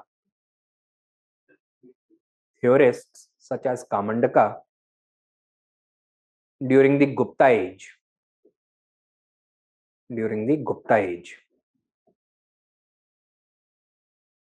Full stop.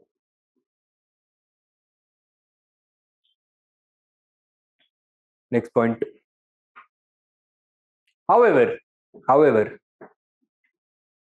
some historians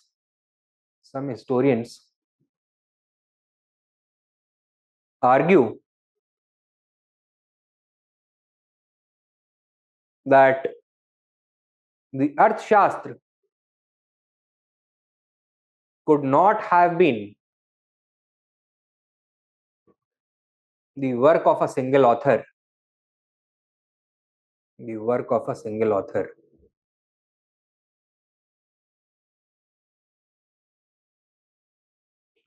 Named Kautilya, who was none other than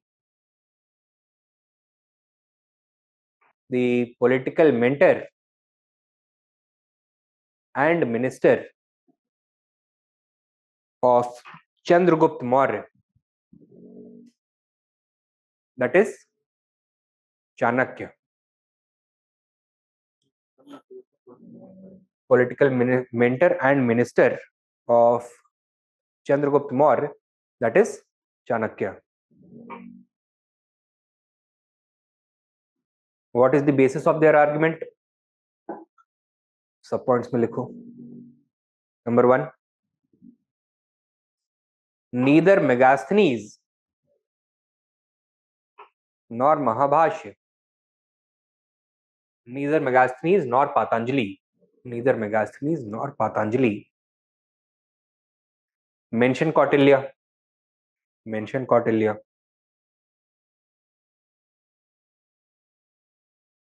Next point. Some administrative, social and economic details provided by the Arthashastra, political details provided by the Arthashastra do not correspond to the Mauryan period, do not correspond to the Mauryan period.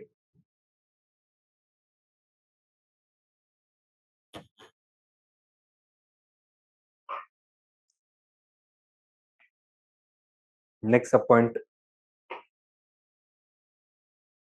Such an intense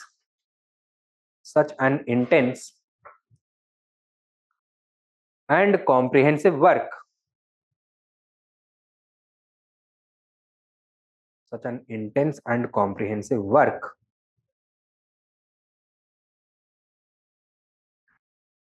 which quotes 13 previous political thinkers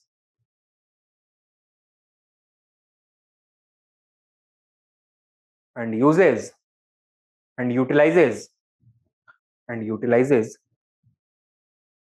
5 different political theories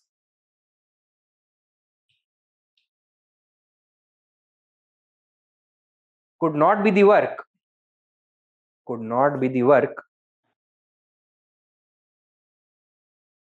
of an individual involved in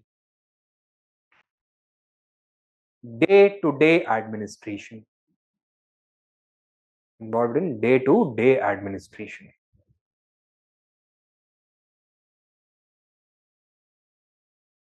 Full stop. Next point, main point. However,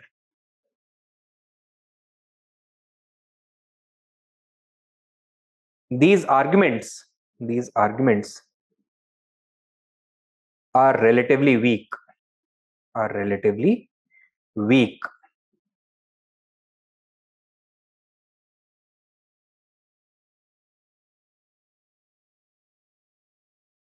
सब point लिखो. The indica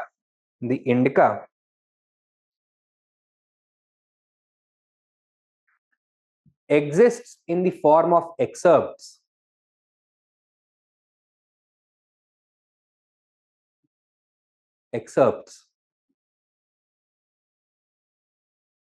and Kautilya's name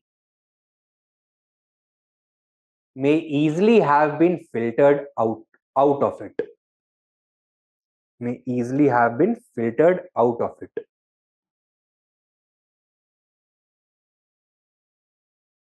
Full stop. Next subpoint.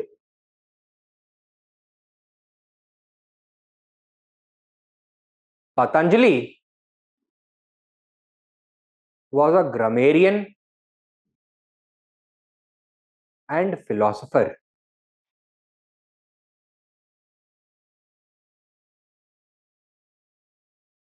who was writing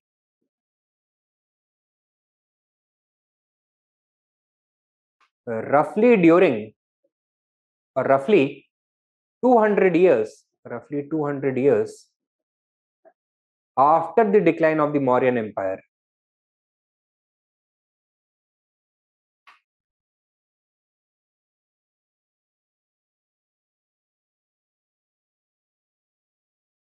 Full stop. He could also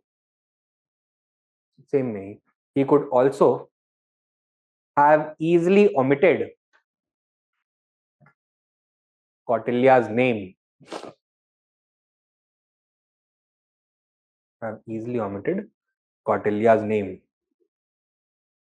Full stop.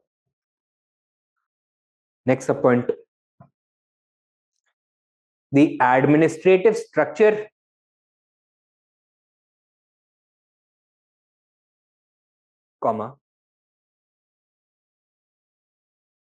duties of a ruler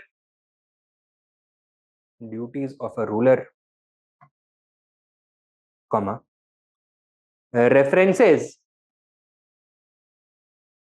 to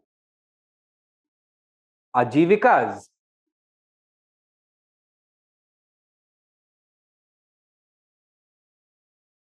and Sangha politics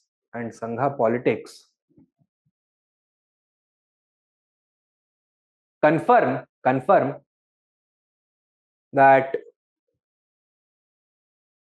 the Arthashastra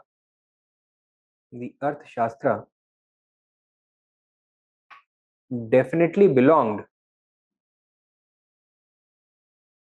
to the Mauryan age. Full stop.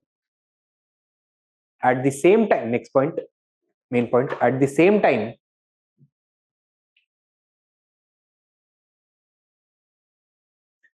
it is also true that some details or some portions may have been added later.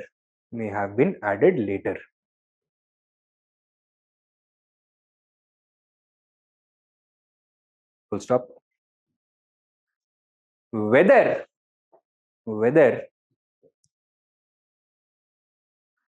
the author was Chanakya or not remains unclear.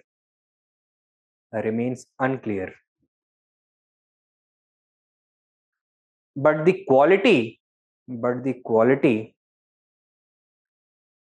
of political deliberation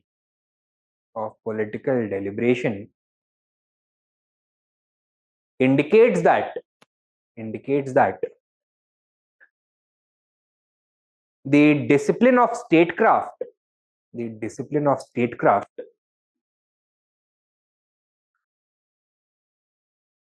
and political theory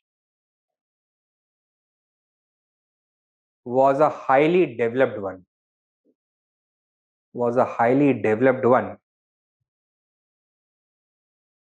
during the Mauryan period.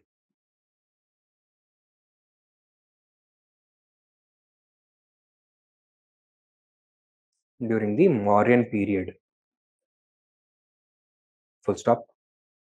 The author was continuing the legacy of previous political thinkers, of previous Indian political thinkers, and the tradition would be continued even in the subsequent centuries. Would be continued even in the subsequent centuries.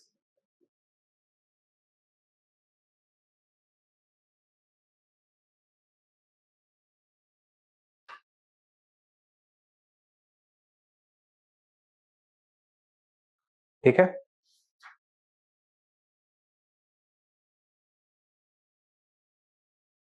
एक question लिखिए.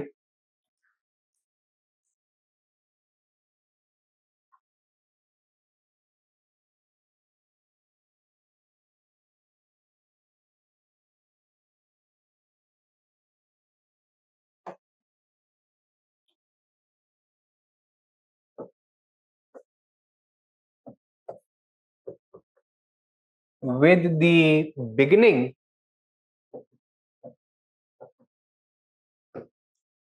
of the Mauryan Age, the darkness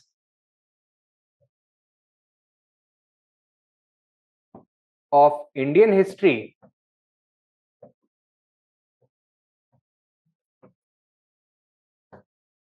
was illuminated.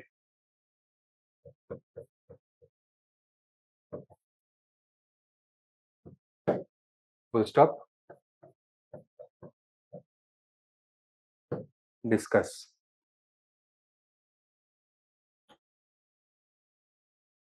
What is this question about?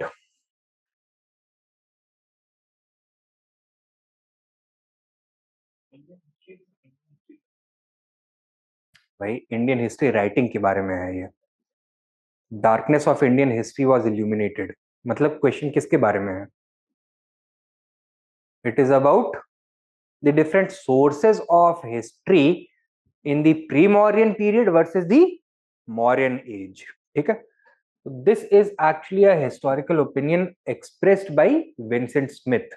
ठीक है, तो introduction में हम वहीं से शुरू कर सकते हैं।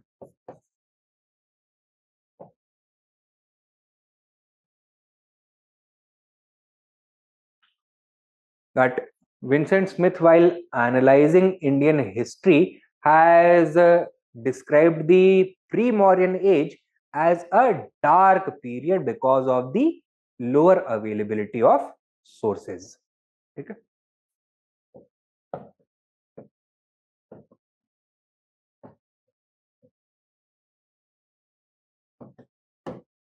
विंसेंट स्मिथ के एनालिसिस के साथ शुरुआत कर देते हैं। बॉडी में हमें क्या काम करना है?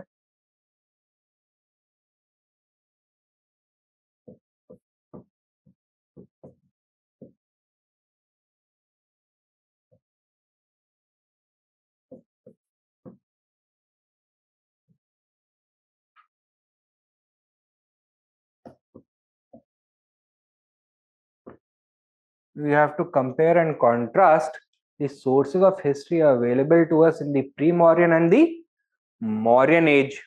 ठीक है, whether the pre-Mauryan age was a dark phase in Indian history and whether in reality the age of illumination, historical illumination,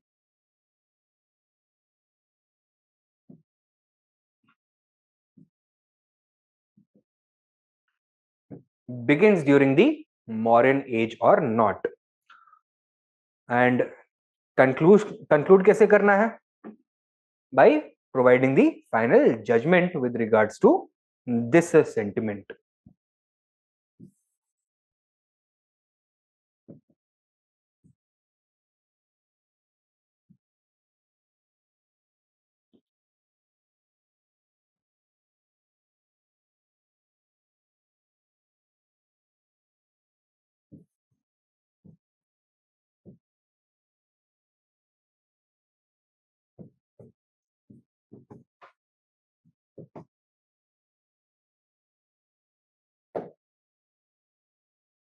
ठीक है, now would it be correct to say that pre-Mauryan period में there was some level of darkness? कैसे देख सकते हैं हम? While analyzing the sources available for the pre-Mauryan age, let us look at the Harappan civilization and the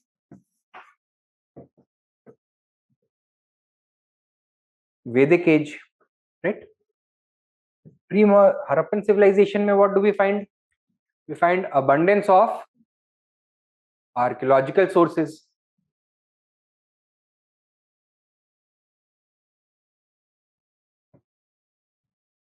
ये भरपूर मिल जाता है हमें. But what about literary sources? These are non-existent. While writing exists, it has not been deciphered. So it is of very little use from a historical perspective. और Vedic age में what do we find? That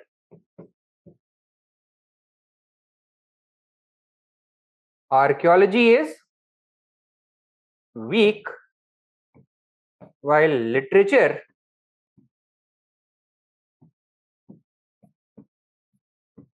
is the most important from the perspective of historical analysis.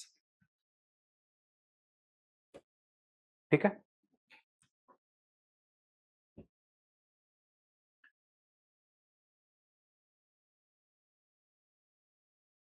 however यहाँ पे literature में problem है क्या? That all the literature is written from only one point of view. Who were the authors? Brahmins. ठीक है? So they are written all from the Brahmanical perspective.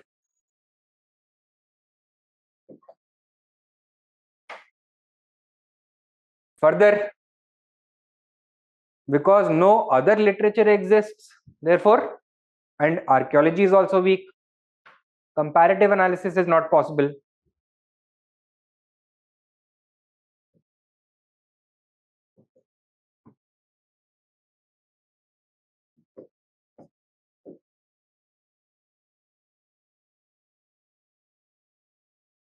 ठीक है? Further, was this literature actually compiled during the Vedic age itself? No, it was transmitted over generations through the oral tradition, written down much later during the post-Vedic age. Therefore, it is susceptible to revisions and redactions, with important information being taken out of it and other information being added to it over time.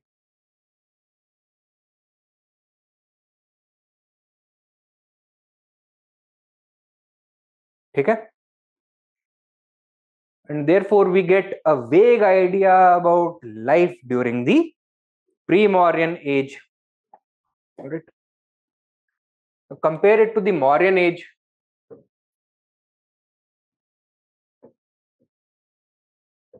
What do we find? An overabundance of both archaeological as well as literary evidence. ठीक है? Now, archaeological evidence में do we get only one or two types of evidence or several kinds of evidence? Several types.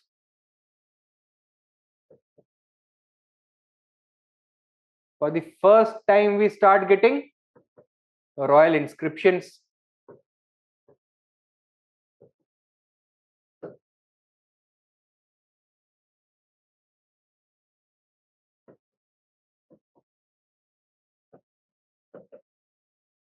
We also get coins and coin hoards, collection of artifacts, etc. from various locations. Several excavations of settlements have also been done. ठीक है? तो coins, artifacts, pottery, sculpture. This shed a lot of light on contemporary economy, society, cultural aspects, artistic sense, religious life of the ordinary people, etc. Right? Material development. Among the literary sources, we get not only Indian sources, but also foreign sources for the first time.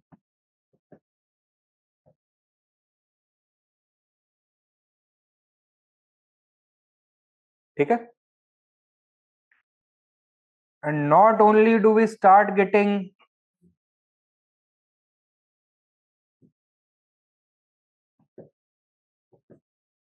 religious literature, but also secular literature. ठीक? And even within religious literature, we find several categories of literature associated with Brahmanism, but also Buddhism and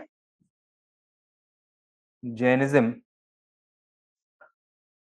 So the presence of a large variety of literary and archaeological sources allows historians to do what?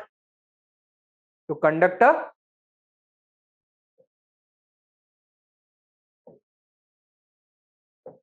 comparative analysis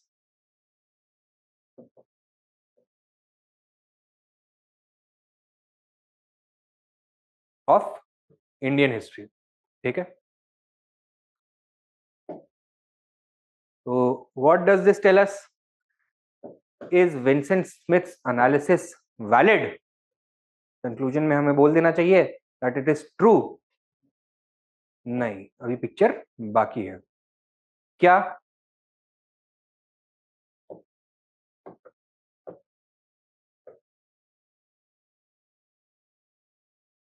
Critical assessment or critical evaluation of the picture that we have just created is required.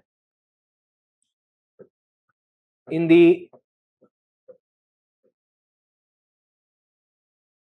pre-Mauryan period, हमने क्या किया है? While we have talked about the Harappan civilization and the Vedic age, very conveniently we have overlooked period of second urbanization, Mahajanpad age.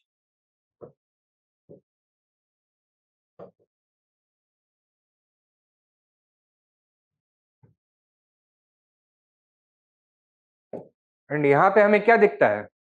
Do we find archaeological evidence? Yes, with the exception of inscriptions, we find everything else. In fact, several cities, etc., are also found. We find a large amount of religious as well as secular literature. However, foreign literature is not available for this period. Therefore, the proliferation of sources had started much before the Mauryan age. And were all these sources composed, literary sources composed from the same perspective? No. अलग अलग subject matter और अलग अलग religious persuasion को belong करते थे. For example, the Ashtadhyayi of Panini would cover the theme of grammar, secular literature. The Brahmanical sources of this period would include many of the Upanishads. ठीक है? The Buddhist literature would include the Tripitakas. Jain literature would include the Angas, sorry, Purvas, etc. Right? So all of them are going to paint a different picture. This would allow for the much beloved comparative analysis that we had been emphasizing upon as a major virtue of history writing from the Mauryan age onwards. तो ये पहले भी possible हो गया था, right? In fact, in our study of Mahajanpad period, we have done this as well, that how the literature of this period captures the conflict that was going on in society, the tensions, and also the competition between the different religious sects, different religious cults. ठीक है? तो ये तो यहाँ पे भी हमको देखने के लिए मिल जाता है. एंड मौर्यन एज के जो हिस्टोरिकल सोर्सेज हैं, वहां पे हमें क्या करना होगा इस क्रिटिकल असेसमेंट में? we'll have to point out their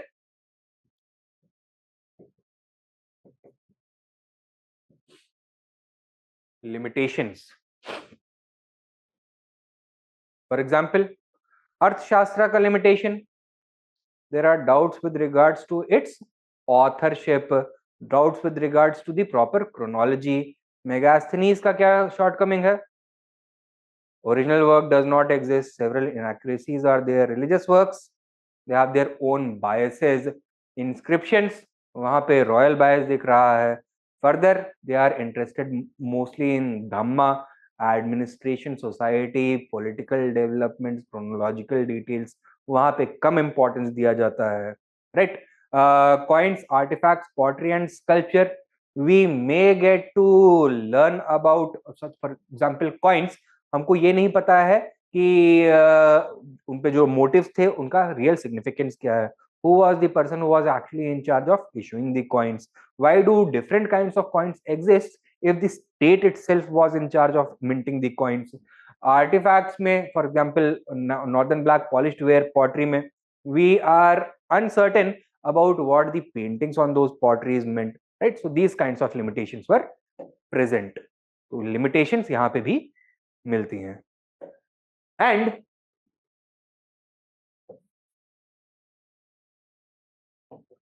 finally we come to the conclusion. किस नोड पे कंक्लूड करेंगे?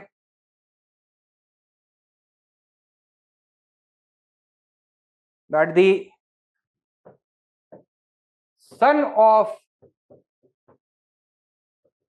Indian history did not suddenly rise during the Mauryan age. It had started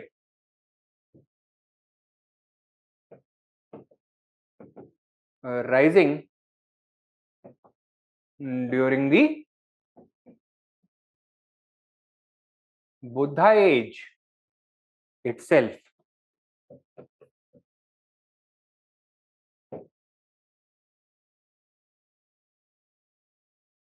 And while clear daylight was visible during the Mauryan age, clouds were also present. ठीक है?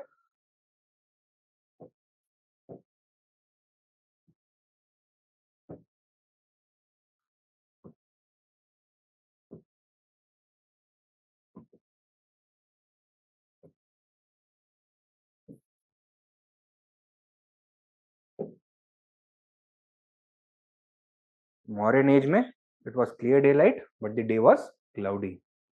Certain limitations still remained. ठीक है? That is how we can conclude this particular answer. With the beginning of the Mauryan age, the darkness of Indian history was illuminated. Introduction में you simply write that this is the traditional opinion held by historians such as Vincent Smith, who actually expressed this opinion. ठीक है? With regards to the Mauryan age, why context भी देना पड़ेगा, because of the greater availability of historical sources from the Mauryan period onwards. फिर उसके बाद the pre-Mauryan age has been ascertained or has been interpreted as an age of darkness from the perspective of history writing because of these things. तो दो examples ले लीजिए, compare कर लीजिए, comparative analysis नहीं है पॉसिबल है. इन कॉन्ट्रास्ट मॉरियन एज में हमको ये सब मिल जाता है, comparative analysis becomes possible as well. However, this assessment put forward by Vincent Smith also has major flaws. First of all, it does not consider the Mahajanpad age. यहाँ पे ये हुआ, right? So all those things that became possible in the Mauryan period were already becoming possible from the Buddha age onwards. And secondly, Mauryan period के जो historical sources है, they are not free of flaws. In fact, they also have major limitations. And then conclusion. Clear? Right. Now, next we have to talk about the extent formation of the Mauryan Empire, its extent and expansion. तो ये हम कल की class में करेंगे अब. ठीक है? Ending this lecture now. कोई डाउट्स हैं? नहीं? चलिए then. Thank you.